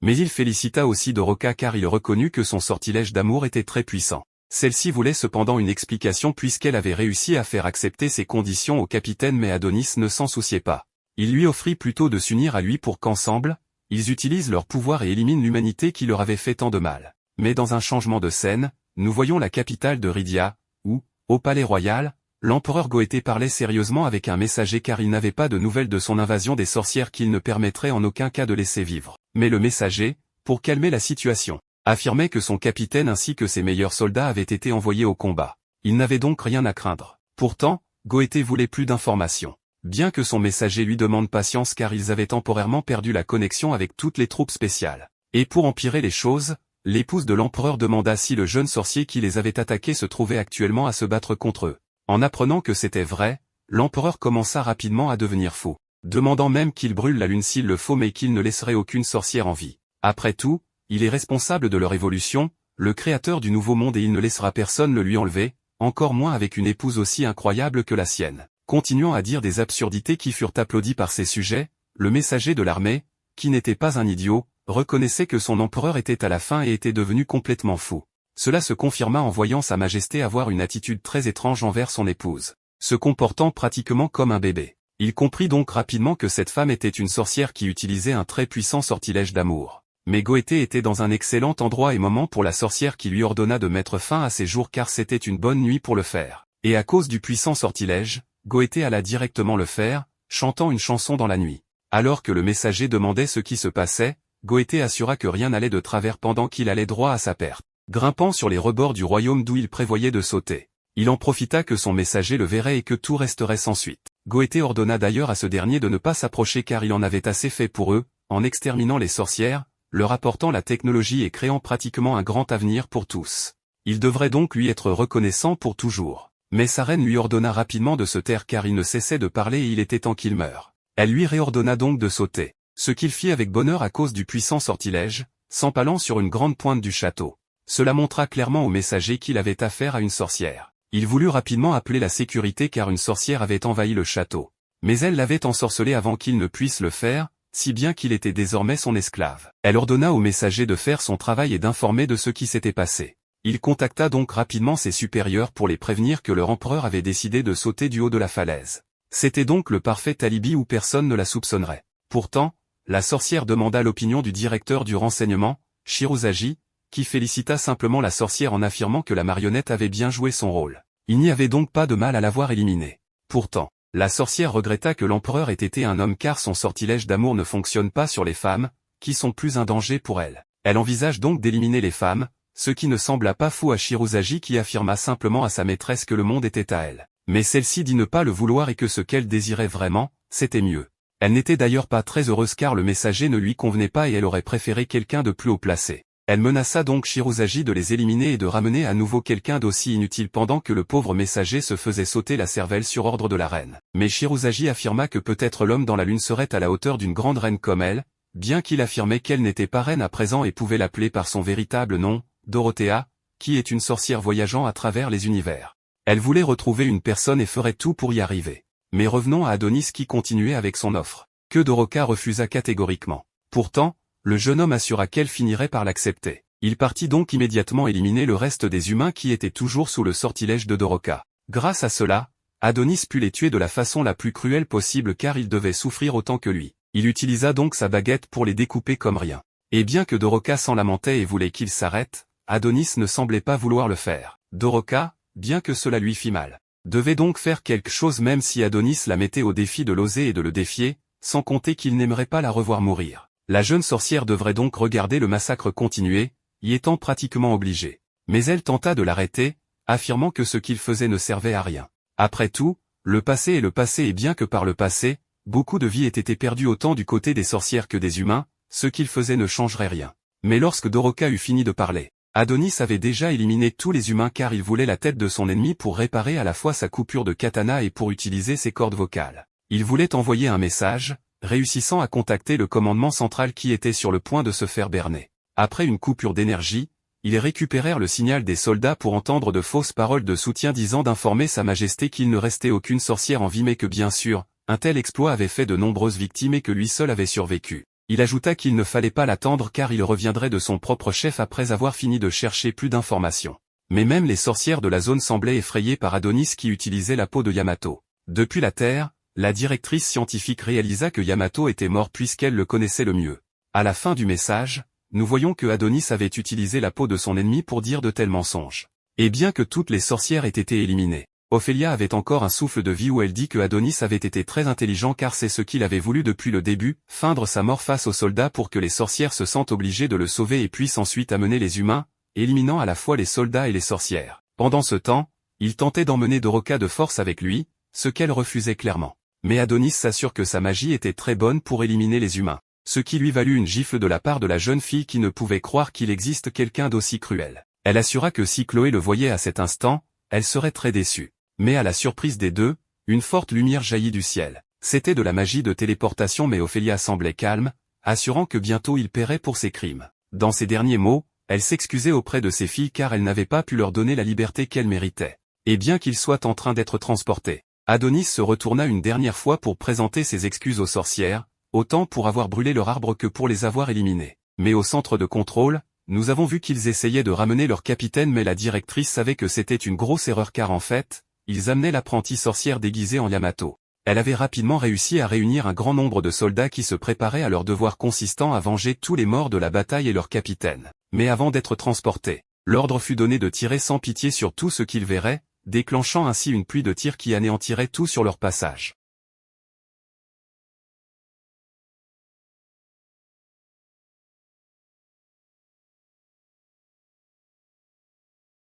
Bienvenue sur Gabrosi Handicap. Voici la 7e partie de ce résumé de The Kingdom of Ruin. Après avoir tiré des multitudes de balles, les soldats se rendent compte qu'il n'y a personne dans leur ligne de mire. Et c'est à ce moment que la directrice scientifique est mise au courant sur les ordres supplémentaires qui sont émis vers le système de transfert, changeant les coordonnées. Maintenant, ils ne peuvent plus le traquer et leur terminal des opérations refuse de fonctionner. À ce moment, la directrice scientifique s'effondre au sol, tout en crachant du sang dans son masque à cause de son exposition précédente aux photons. Pendant qu'elle gît au sol, elle déclare que le disciple de la sorcière est très futé et ce n'est pas rien de le dire. La scène change et on peut voir un étendue de terrain et un ciel bien étoilé. Nous voyons également au loin Adonis qui se tient debout et Doroka qui se dirige vers lui. Après l'avoir rejoint, Adonis l'informe qu'ils sont maintenant sur Terre et on peut voir que Doroka a du mal à le croire. Il ajoute que là où ils sont, l'armée de Rydia ne pourra pas les retrouver. Il l'informe qu'ils vont commencer leur invasion de Rydia. Nous revenons cependant un peu plus en arrière pour voir ce qu'Adonis a fait pour changer les coordonnées. Adonis commence à utiliser le téléphone de Yamato, mais à ce moment son ami lui crie de patienter car il reste encore des sorcières en vie mais il s'en fout.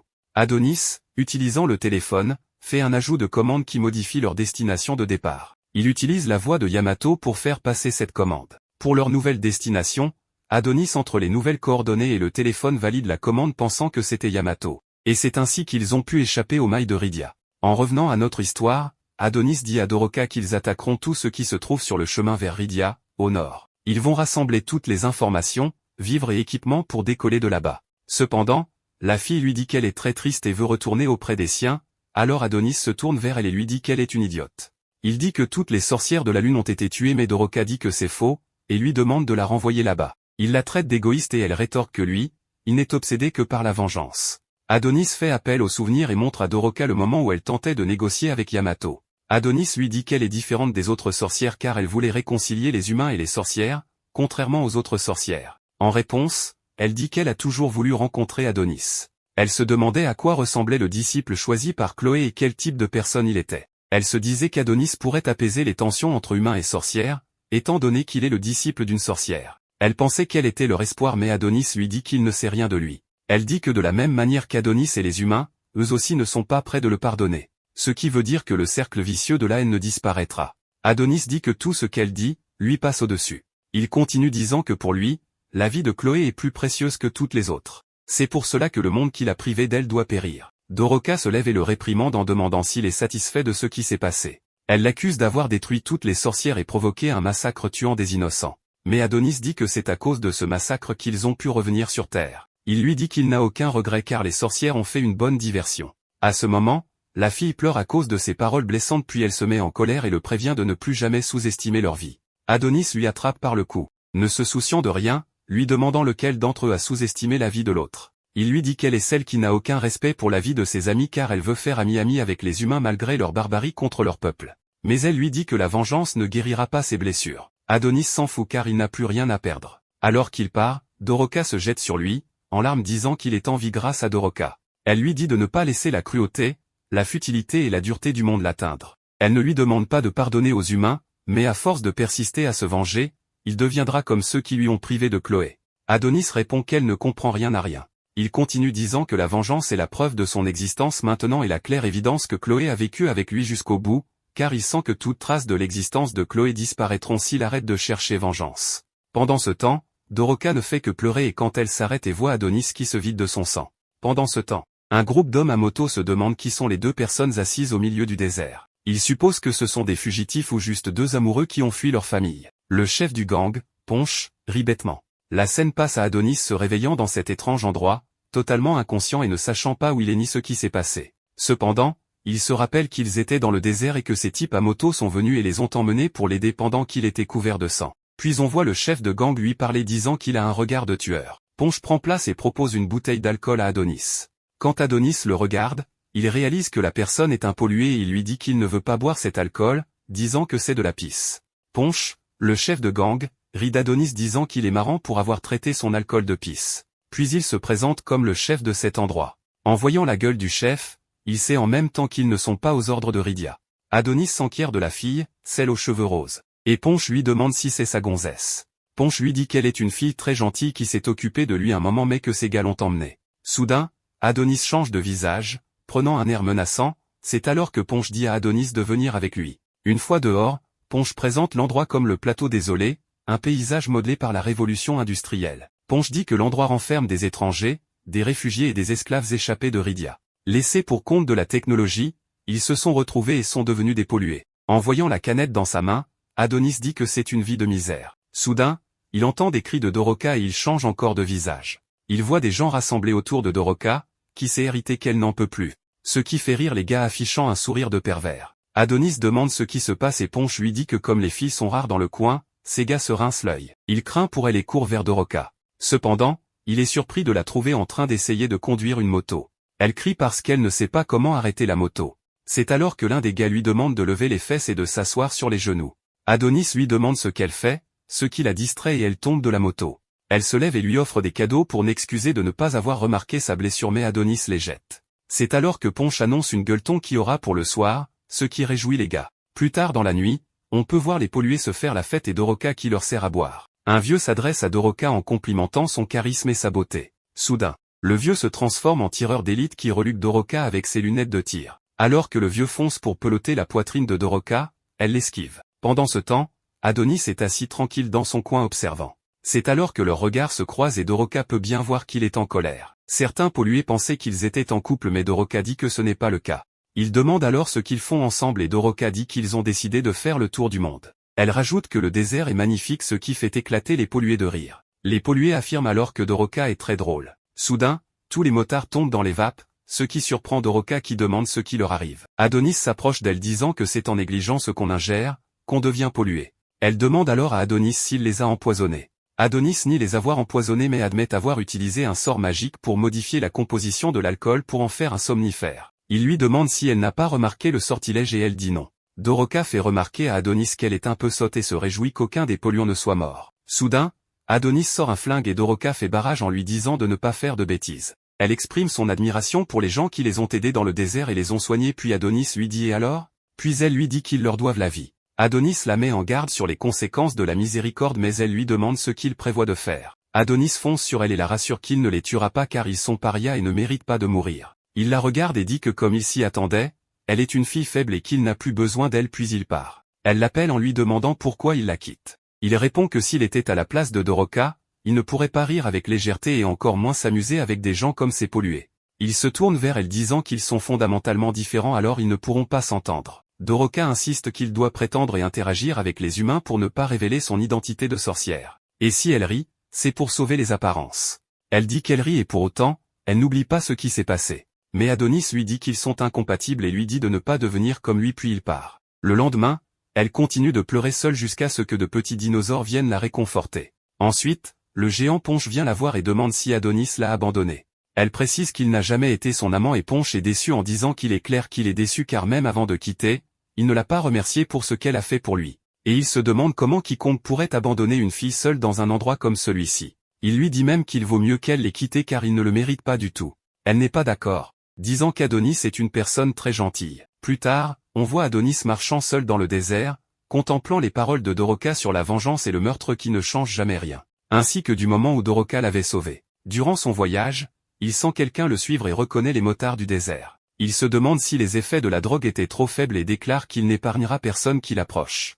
Il se prépare à lancer un puissant sortilège pour les tuer. De retour avec Ponch et Doroka. Ponch dit à Doroka qu'Adonis est le disciple de la sorcière, ce qui surprend Doroka, qui lui dit qu'il fait erreur. Ponch continue en disant qu'il l'a déjà croisé et dit qu'il n'oubliera jamais ce jour. Alors qu'il était sur le point de clamser, là, il a vu de la neige scintillante et la sorcière de glace. Il dit que si quelqu'un est prêt à se mettre le monde à dos par amour, c'est qu'il a connu le vrai bonheur. Il dit à Doroka qu'il a peut-être raison, en lui demandant si la vengeance est vraiment une bonne chose. Il dit aussi que tout est relatif, que l'on préfère jouer les aveugles. Ponch dit qu'Adonis a choisi la vengeance même s'il doit mourir et demande à Doroka ce qu'elle compte faire. Doroka exprime ses ressentis, déclarant qu'elle ne veut la mort de personne, alors elle veut sauver Adonis. Ponch lui demande alors pourquoi Doroka perd son temps. Elle décide de se joindre à Adonis dans son aventure et fonce sur lui avec la moto, ce qui surprend Adonis, qui l'esquive de justesse. Adonis se lève et lui demande ce qui ne va pas dans sa tête. Elle dit qu'elle fera de son mieux pour ne pas être un boulet pour lui et dit qu'elle va l'accompagner. Elle dit que tout compte fait, Adonis aura besoin de lui car seul le voyage sera dangereux. Adonis se demande pourquoi elle continue sa course. Malgré tout, sa présence a l'air de réjouir Adonis, qui la trouve saoulante. Puis elle demande comment arrêter la moto et Adonis lui dit d'utiliser les freins et le levier. Pendant ce temps, Ponch les observe au loin assis sur des tas de ferraille. Ailleurs, nous voyons que des tonnes de gens se sont rassemblés pour le nouveau couronnement impérial. Oz veille sur la ville et il est content de voir à quel point c'est paisible. Dans le stade, le 23e empereur de l'Empire Rydia est loué pour tous ses succès. Outre une moustache impeccable, il a aussi été responsable des progrès rapides de la civilisation humaine. Ces gars ont des trains futuristes et des téléphones portables grâce à lui, si bien qu'ils n'ont plus besoin du pouvoir des sorcières. Leur puissance scientifique et militaire assure la dignité de l'humanité. L'empereur Goethe était très intelligent mais malheureusement pas assez intelligent pour éviter la mort. La nation a été agitée sans son leader intrépide, mais cela se termine maintenant alors qu'il se prépare à accueillir le nouveau monarque de la nation. Un compte à rebours commence et tout le monde attend avec impatience de voir leur nouveau leader. Le compte à rebours se termine et tout le monde acclame Sa Majesté la Reine Dorothea. Toute la scène est assez étrange alors que tout le monde lui crie dessus et qu'elle fait de son mieux pour imiter une star de la K-pop. Sa performance est diffusée partout et nous voyons que Dorothea utilise son sort d'amour et sur tous les fans de K-pop qui la regardent. Dorothea devient très populaire sur tous les forums d'internet et les mecs ont des problèmes avec leurs petites amies. Au milieu de la performance, Dorothea dit à tous ses nouveaux fans adorateurs qu'elle les aime tous. Ailleurs, nous voyons que la diffusion a même atteint les régions les plus éloignées. Un type la regarde sur son téléphone couvert avec une pochette en forme de dragon et il souligne l'ironie de la situation. Dorothea est une sorcière et maintenant la monarque de l'humanité. Elle a exterminé les siens en utilisant la science que les humains ont développée tout en gouvernant le monde en tant que reine. Pendant ce temps, nous voyons que des gens se font trancher la tête et Theta ne semble pas content de ce qui se passe. Le gars au téléphone de dragon se demande ce que le monde est en train de devenir et réalise seulement maintenant que la sorcière connue sous le nom de Dorothea est encore plus folle que prévu. Nous voyons ensuite pourquoi Theta était si bouleversée, alors que sa tête est ajoutée à un tas de têtes. À proximité, Dorothea termine sa performance de K-pop et des particules émergent de la foule. Ces particules convergent vers sa tête pour former sa couronne et le stade explose en applaudissements pour leur nouveau leader. Pendant ce temps, dans les terres désolées, Shirozagi est très heureux pour Dorothea. Cependant, son nez se met à saigner car il est contrarié que ce soit un peu comme quand une amie d'enfance devient très populaire à l'école. Shirozagi a une mission à accomplir mais il souligne à quel point Adonis est intelligent. Il a cassé l'appareil qu'il avait pris à Yamato, si bien que Shirozagi ne peut pas l'utiliser pour le tracer. Shirozagi décide qu'il devra trouver le garçon de la manière difficile et fait apparaître un tas de mains robotiques utiles.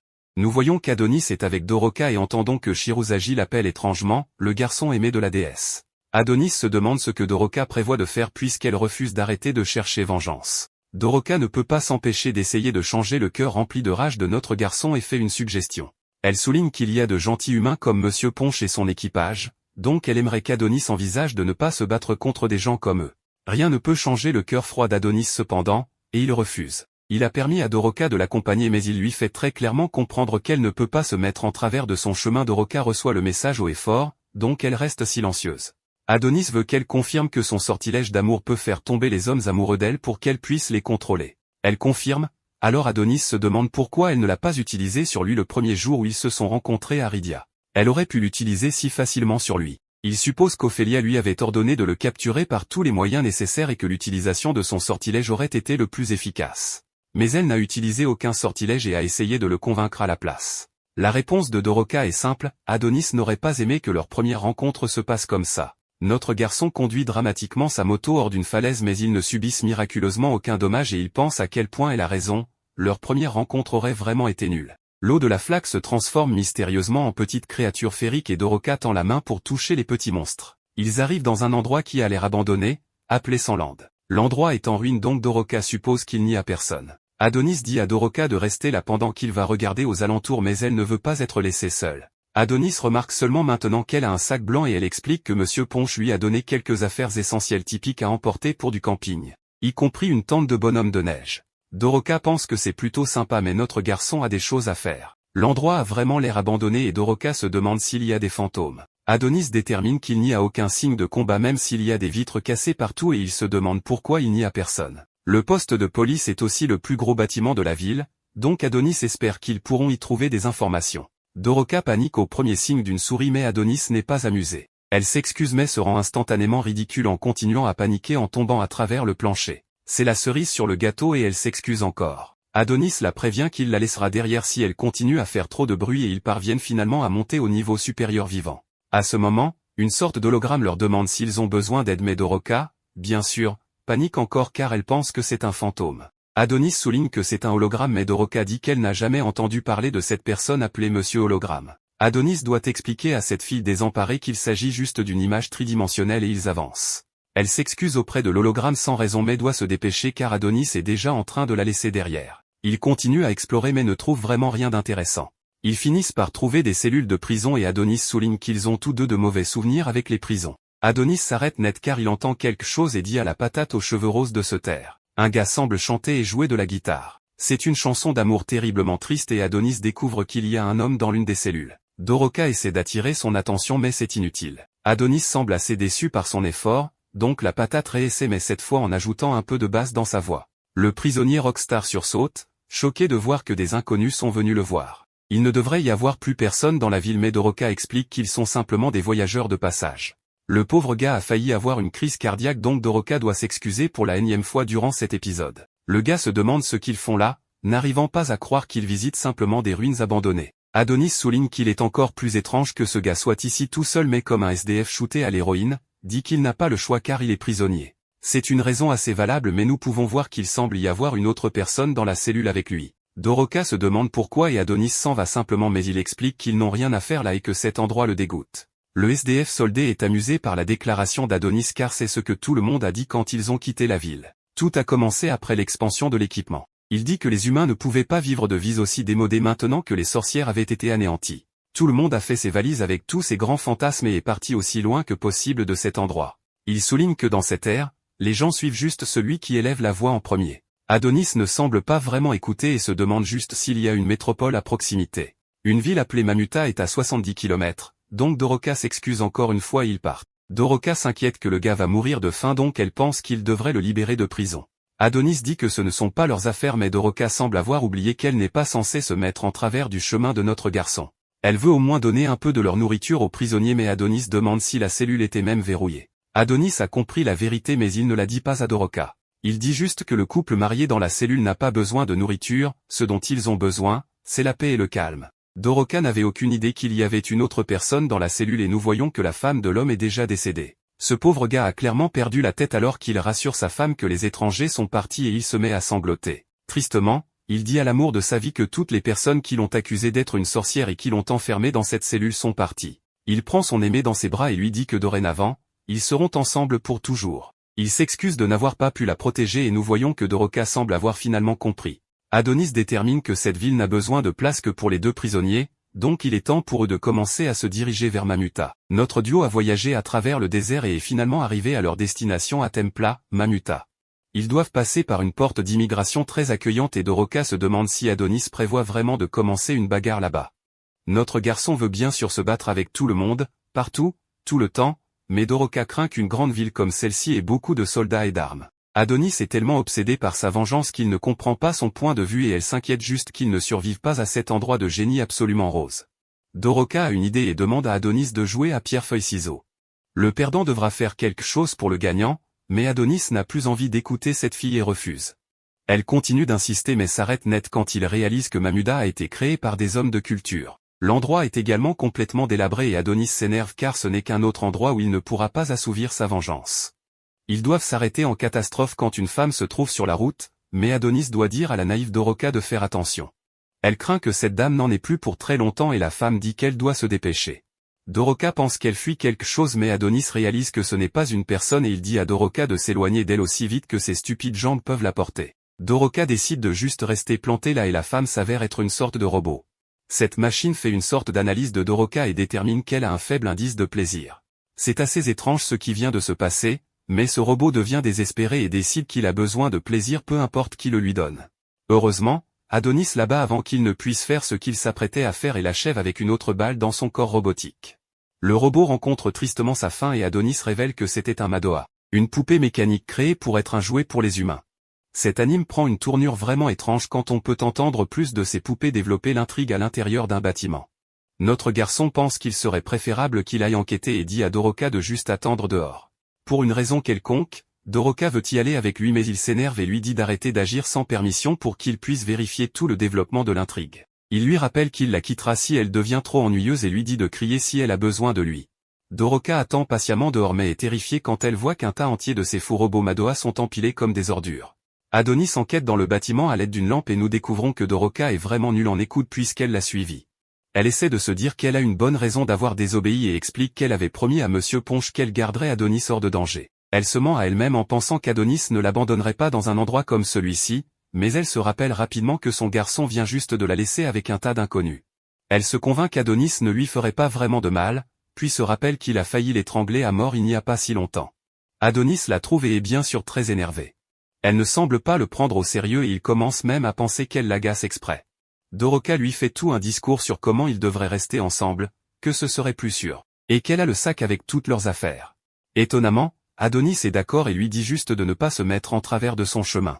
Ils continuent leur enquête et s'approchent d'une pièce qui sent mauvais et d'où provient un son bizarre. Pour une étrange raison que je ne pourrai jamais comprendre, ils décident d'entrer dans la pièce.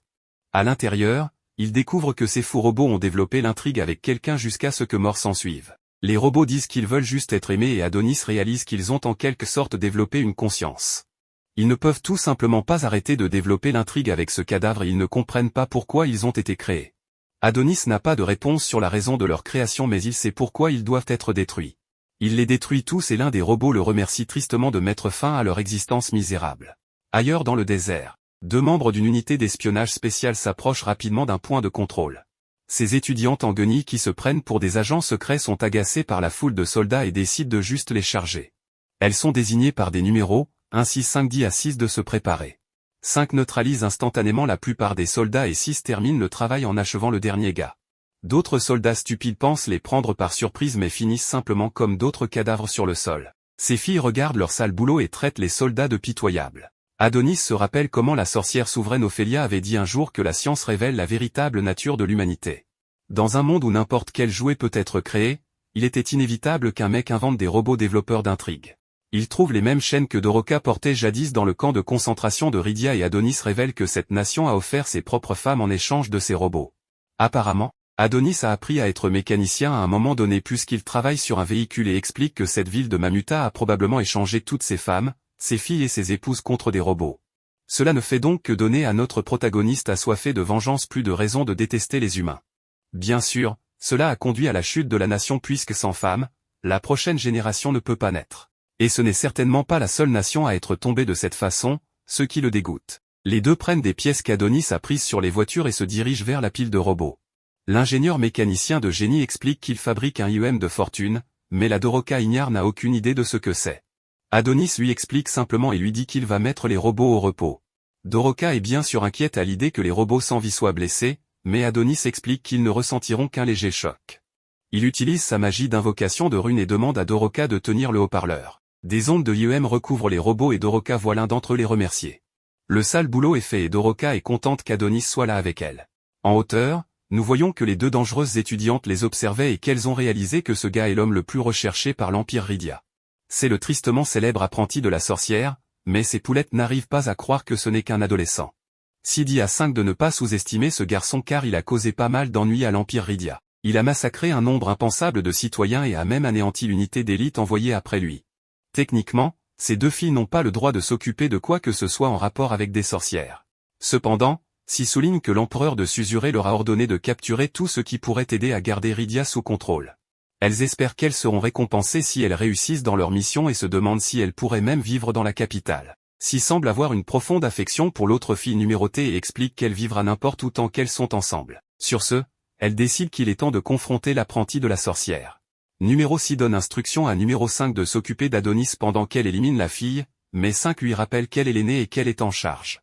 Cependant, nous voyons que Shirozagi les regardait en cachette et sourit comme un dégénéré.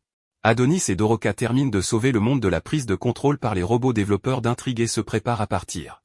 Les sœurs numérotées qui étaient après eux sont cependant confrontées à Shirozagi. Elles exigent de savoir qui il est mais Shirozagi n'a pas de réponse à leur donner.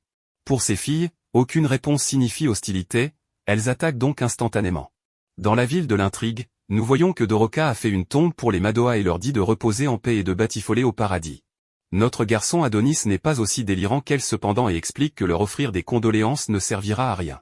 Créer des tombes et prier est simplement une façon pour les vivants de surmonter la situation, mais cela ne change rien. Adonis saute sur l'occasion et explique que si elle veut vraiment honorer les Madoa, elle doit faire ce qu'il adore le plus, c'est-à-dire se venger de toute la race humaine avec une extinction de masse. C'est juste un peu trop extrême pour elle cependant, et il décide donc de faire avec un désaccord. Doroka prie ensuite devant une pierre tombale qu'elle a faite pour les sorcières. Adonis pense que ce serait un bon endroit pour qu'elle reste pour toujours. Elle aime tant pleurer et il y a tellement de choses qui font pleurer dans cette ville. Doroka n'arrive toujours pas à croire qu'il dirait quelque chose d'aussi grossier, mais Adonis n'a jamais été du genre à mâcher ses mots pour quelque raison que ce soit. Il lui rappelle que la vie de tous ses amis a pris fin parce qu'il a amené les humains à la base lunaire. Elle ne devrait même pas vouloir voyager avec lui et c'est sa dernière chance de reconsidérer cette situation très grave et tendue. Ce moment très sérieux est interrompu lorsque Doroka montre manifestement qu'elle n'en a rien à faire. Elle lui montre qu'elle a trouvé les deux petites poupées qu'Adonis avait rejetées et qu'il pensait s'être débarrassé. Doroka explique qu'elle ne veut tout simplement pas le blâmer et ne veut plus se disputer. Elle reconnaît que les sorcières essayaient de l'utiliser, leur obsession à créer des objets magiques à utiliser contre les humains les a conduites à enlever Adonis. Elles ont essayé de le provoquer pour qu'il ressuscite Chloé, elle réalise donc que c'était pratiquement une trahison contre lui. Adonis décide qu'il est temps pour eux de partir et il montre que Doroka continue de le changer petit à petit plus qu'il s'excuse. Il exige qu'elle se débarrasse de ces stupides petites poupées mais elle est plutôt fière de leur miniature. Adonis souhaite qu'elle soit plus douée à autre chose et elle révèle qu'elle peut chanter. Adonis n'est pas fan de son chant et lui demande juste de ne pas le faire pendant le voyage. Ils sont instantanément choqués cependant quand Shirozagi apparaît devant eux. Pour la première fois, il veut qu'ils arrêtent de flirter autant car cela le rend jaloux. Adonis peut instantanément dire que c'est un ennemi et n'arrive pas à croire qu'ils les ont déjà retrouvés si rapidement. Adonis se prépare à un combat mais Shirozagi montre à quel point il est dangereux en détruisant absolument leur moto. Nous voyons qu'il a éliminé les sœurs numérotées. Shirozagi se présente comme quelqu'un de très important à Rydia et révèle qu'il est là pour leur tête. Bien sûr, Adonis n'a pas une once de peur dans son corps et il est juste content d'avoir enfin trouvé quelqu'un de Rydia qu'il peut tuer. Ailleurs, nous voyons que l'agence de renseignement était responsable de traquer Adonis. La chef de l'agence, Charmy, accueille Adonis de retour à la surface de la planète mais explique qu'il a sous-estimé l'humanité. Ils ont pu le trouver parce que les coordonnées de son transfert non autorisé étaient sur leur serveur. Nous jetons ensuite un coup d'œil à cette équipe d'agents de renseignement d'élite alors qu'ils traquent plusieurs voleurs et criminels à travers la nation. Charmy ne veut pas avoir à travailler en heures supplémentaires, alors elle dit à Shirozagi de faire vite. Adonis réalise qu'il a commis une énorme erreur car il ne pensait pas qu'il le trouverait si rapidement. Bien sûr, il est curieux au sujet des deux ornements que Shirozagi transportait avec lui, mais Shirozagi ne sait même pas qui ils étaient. Tout ce qu'il sait, c'est que les deux filles sont arrivées avant lui, et apparemment, il n'était pas le seul à poursuivre Adonis. Ils étaient simplement sur son chemin, alors il les a éliminés. Doroka exige qu'il cesse de les manquer de respect, mais Shirozagi n'a aucune idée de qui elle est non plus. Shirozagi n'aime pas la façon dont elle lui parle, alors il la menace. Adonis intervient un peu en sauvant Doroka en lui tirant les cheveux et en la jetant de côté. Il se prépare à utiliser son style d'écriture, une sorte de magie d'invocation, mais Shirozagi l'arrête instantanément. Adonis est très rapide cependant et sort rapidement son pistolet, tirant quelques balles, mais cela s'avère inutile car Shirozagi les esquive facilement. Adonis continue de tirer, mais il est complètement incapable de toucher Shirozagi en raison de la vitesse de réaction insensée de Shirozagi. Adonis conclut que Shirozagi doit être un cyborg. Notre héros utilise sa magie de manière assez créative en tirant une balle et en utilisant son sort pour la faire grandir. Charmy peut immédiatement dire à quel point l'attaque est dangereuse et avertit Shirozagi de ne pas essayer de l'arrêter. Shirozagi ne pourrait pas être plus calme alors qu'il lui dit de ne pas s'inquiéter, et il l'évite comme Barry Allen dans Flash. Le psychopathe se prépare à attaquer Adonis, alors Doroka utilise son sort d'amour sur lui et Shirozagi s'arrête. Elle menace d'arrêter complètement ses mouvements s'il ne se rend pas, alors le gars se tient simplement là.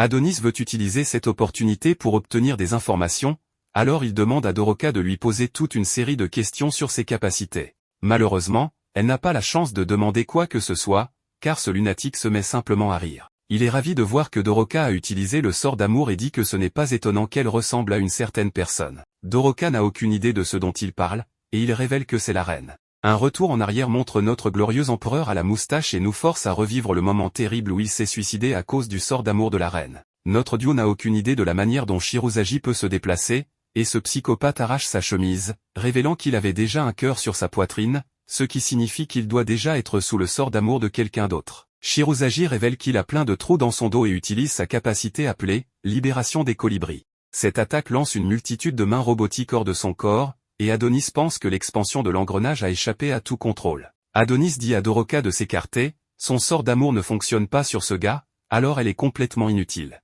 Adonis a ensuite un souvenir de quand sa bien-aimée Chloé était tourmentée. L'empereur lui avait dit que si elle ne pouvait pas utiliser la magie, alors elle était juste une femme inutile, mais Adonis ne veut être rien de tel. La folle Doroka veut toujours être utile. Alors elle soulève son rocher comme si elle pouvait faire quelque chose avec. En réalité, elle ne veut simplement pas que quelqu'un d'autre perde la vie. Doroka ne sait pas si chercher la vengeance est mal, mais elle a déjà fait son choix, qui est de rester aux côtés d'Adonis jusqu'au bout.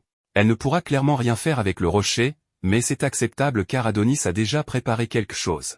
Doroka pose le rocher et Adonis invoque une épée rapière pour elle. Adonis invoque une armure assez cool pour lui-même et les deux adoptent une pose. Adonis active l'épée et explique que la lame magique indestructible peut maintenant percer l'acier. Elle pourra détruire la plupart des choses simplement en la brandissant, mais il recommande qu'elle apprenne quelques compétences de base en escrime. Notre héros est aussi utile que jamais, car il invoque un manuel d'instruction que même une sorcière idiote comme elle peut comprendre. Shirozagi demande une fois de plus qu'ils arrêtent de flirter autant et ordonne à toutes ses mains robotiques d'attaquer. Adonis et Doroka sont encerclés. Ils n'ont donc pas d'autre choix que d'essayer de détruire chaque main individuellement. Les mains sont faibles, donc Adonis est confiant qu'ils peuvent gérer la situation. Malheureusement, il semble y avoir une vague sans fin de mains attaquant constamment, et elles deviennent écrasantes. Adonis doit venir au secours de Doroka et réalise qu'il y a tout simplement trop de ses mains. Shirozagi les choque ensuite en révélant que les mains sont en réalité puissantes également. Il envoie un tas d'entre elles dans le ciel et retire la limite sur les mains pour augmenter leur puissance de dégâts. Les mains renforcées tombent du ciel, alors Adonis utilise un sort appelé « Grapnir ». Cette attaque envoie plusieurs sortes de rubans énergétiques et détruit plusieurs mains. Les rubans font du bon travail pour l'instant, mais Adonis veut mettre fin au combat. Il dit à Doroka de s'approcher de lui et les enveloppe avec l'énergie pour former une variante du sort qu'il appelle « le boulet de canon ». Shirozagi est impressionné par cette énorme boule d'énergie. Mais Charmy en a peur et avertit Shirozagi de ne pas la laisser le toucher. Shirozagi ne craint rien et utilise une capacité appelée « forteresse des colibris ». Toutes les mains retournent dans son corps, et il les utilise comme propulseurs. Shirozagi utilise leur puissance maximale et parvient à arrêter complètement la gigantesque boule d'Adonis.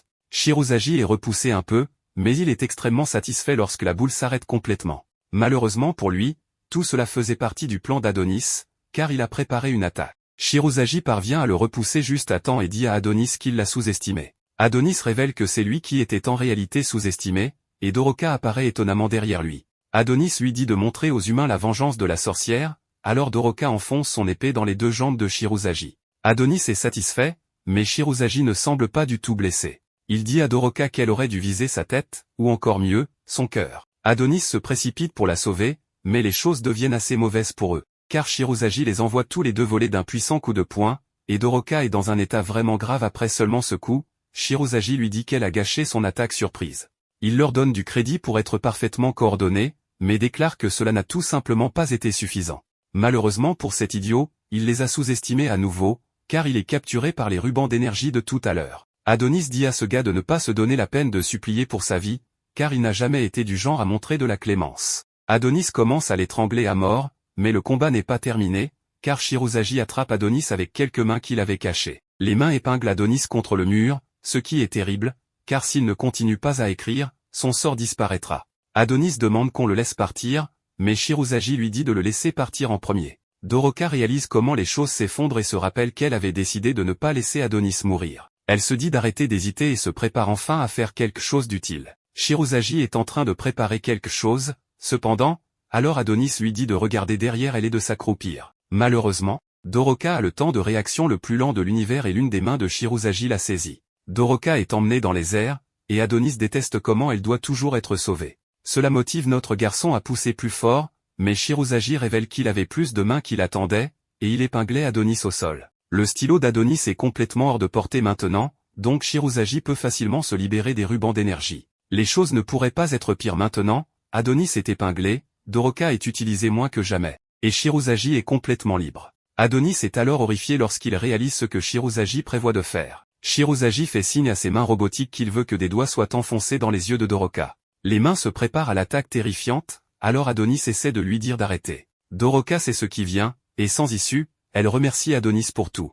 Il n'y aura aucun moyen pour elle de se remettre d'une telle attaque, alors elle remercie Adonis une fois de plus d'être resté à ses côtés tout ce temps. Un flashback montre tout le temps qu'ils ont passé ensemble tout au long de ce voyage. Doroka n'a qu'un seul souhait maintenant, et c'est qu'ils auraient pu voir plus de paysages ensemble. Shirozagi s'en fiche complètement et lui dit que ce sera la dernière fois qu'elle verra quelque chose. Adonis se bat, mais il n'y a aucun espoir de se libérer. Doroka le regarde une dernière fois, et Adonis essaie désespérément de lui crier quelque chose, mais elle ne peut même plus entendre quoi que ce soit à ce stade. Doroka ne peut maintenant que pleurer, et les robots percent directement à travers ses yeux. Pendant que Shirozagi crève les yeux de Doroka, Adonis est incapable de la secourir alors que Shirozagi utilise toute sa force pour le retenir. Adonis se rappelle d'un incident similaire dans son passé où il n'a pas pu sauver son ancien ami, et Shirozagi se moque de lui avec son ami Doroka. Doroka est vue dans le ciel, terrifiée et remplie de regrets, ne sachant pas comment la sauver. Shirozagi continue de les narguer, pendant qu'Adonis est toujours au sol ne sachant quoi faire.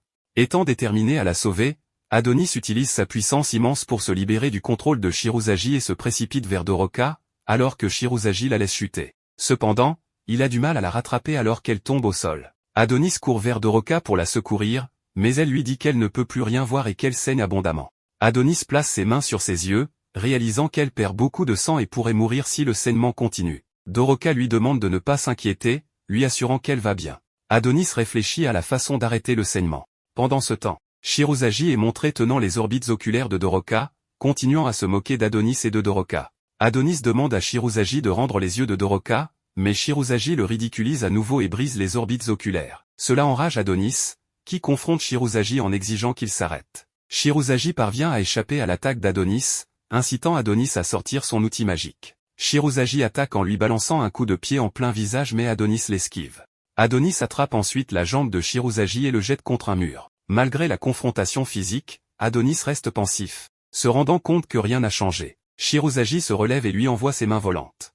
Il utilise sa puissance pour créer une barrière entre lui et Shirozagi, pour renvoyer les attaques de Shirozagi. Lorsque Shirozagi voit le résultat, il utilise son pouvoir pour s'envoler dans les airs. Lorsqu'il était dans les airs, il continuait de chercher Adonis et son ami, mais ne pouvait pas les repérer car ils étaient cachés derrière un mur. Adonis parla à Doroka, expliquant qu'il n'avait pas d'autre solution pour arrêter son saignement, ce qui prendrait seulement 1 minute. Il lui demanda de supporter un peu plus longtemps, bien que Doroka ne comprenne pas ce qu'il planifiait. Elle faisait confiance au fait qu'il ne l'abandonnerait pas, et Adonis prit la main de Shirozagi, dirigeant le feu vers les yeux de Doroka pour cautériser les plaies et arrêter le saignement. Doroka le remercia, et Adonis lui demanda de rester tranquille, mais elle continua à parler, elle dit qu'il les imagine vivant dans la même ville et fréquentant la même école. Ils passeront de très belles journées avec Chloé comme étant leur professeur. Alors que Doroka perdait conscience, Adonis se précipita vers elle, constatant qu'elle respirait toujours.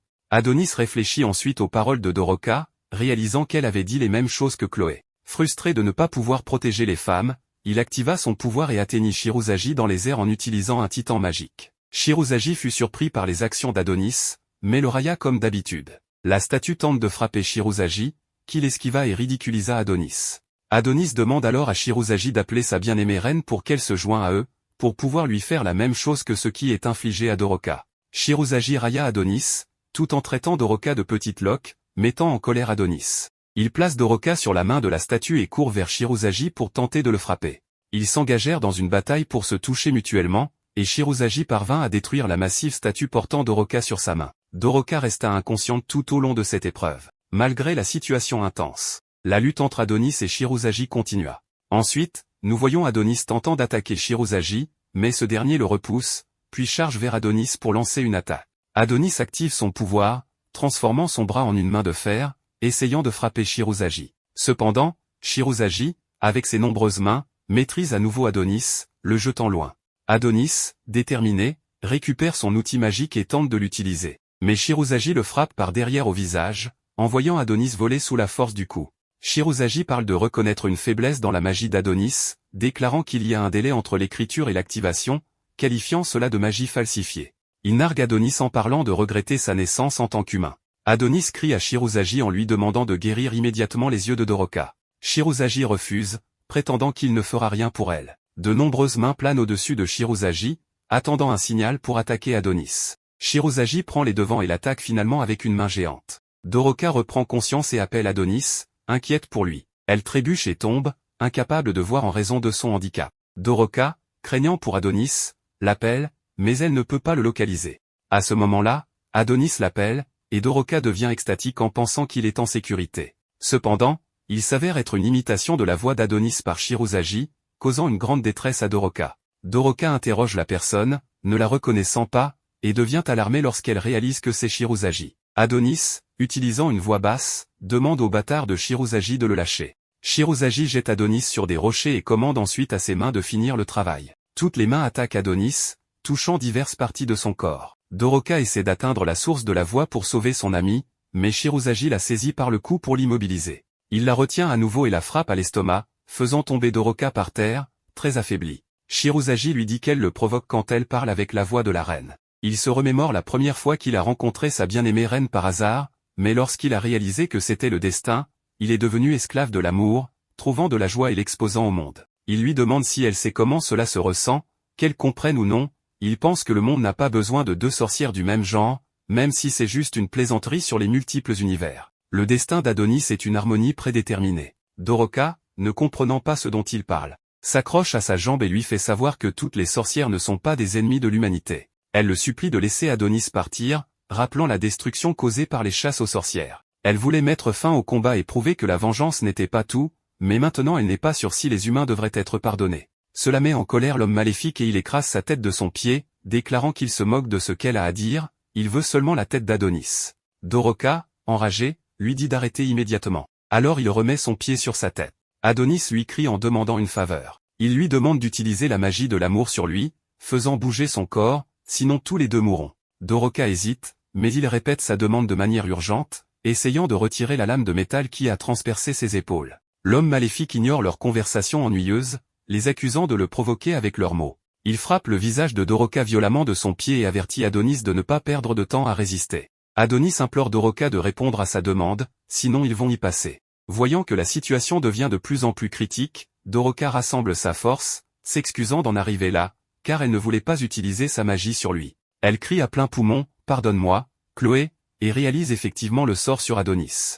Une aura incroyablement puissante émane d'Adonis. Il retrouve sa force, et l'homme maléfique accueille le pouvoir terrifiant. Adonis donne un coup puissant qui fait tomber l'homme maléfique au sol. Ensuite, Doroka réfléchit à ses souvenirs passés, quand ses amis se moquaient d'elle pour avoir une magie méprisable. Il lui disait de tenir sa magie d'amour dégoûtante loin d'eux et de ne jamais révéler sa magie aux humains, car il ne voulait pas que les autres pensent qu'ils étaient comme elle. Doroka se rappelle les paroles blessantes de la princesse des sorcières qui considérait sa magie comme sale et la considérait comme une honte pour leur noble lignée. Submergée par ses souvenirs, Doroka se sent désolée pour elle-même et s'excuse auprès de tous. Dans ses pensées intérieures, elle se blâme, reconnaissant sa faiblesse, et résout de devenir une bonne sorcière, réaffirmant cette détermination. Revenant à la réalité, Adonis lui dit qu'il comprend maintenant le secret de sa tristesse, car elle s'inquiète excessivement de tout et l'utilise sans réserve. Il lui assure qu'il ne tombera pas amoureux d'elle et la traite de folle. À ce moment-là, la marque de l'amour apparaît sur le front d'Adonis et Doroka prend un contrôle total sur lui, procédant à accomplir quelques enchantements sur lui. Elle effectue sa magie d'adoubement pour le rendre beaucoup plus fort, afin de vaincre l'homme maléfique. Elle informe ensuite Adonis qu'il est maintenant libéré des contraintes de la gravité et que personne ne peut l'arrêter. Tout est complet, ses blessures, ses os et sa magie ne connaissent plus de limites. Les plumes de sa magie et les enchantements réapparaissent.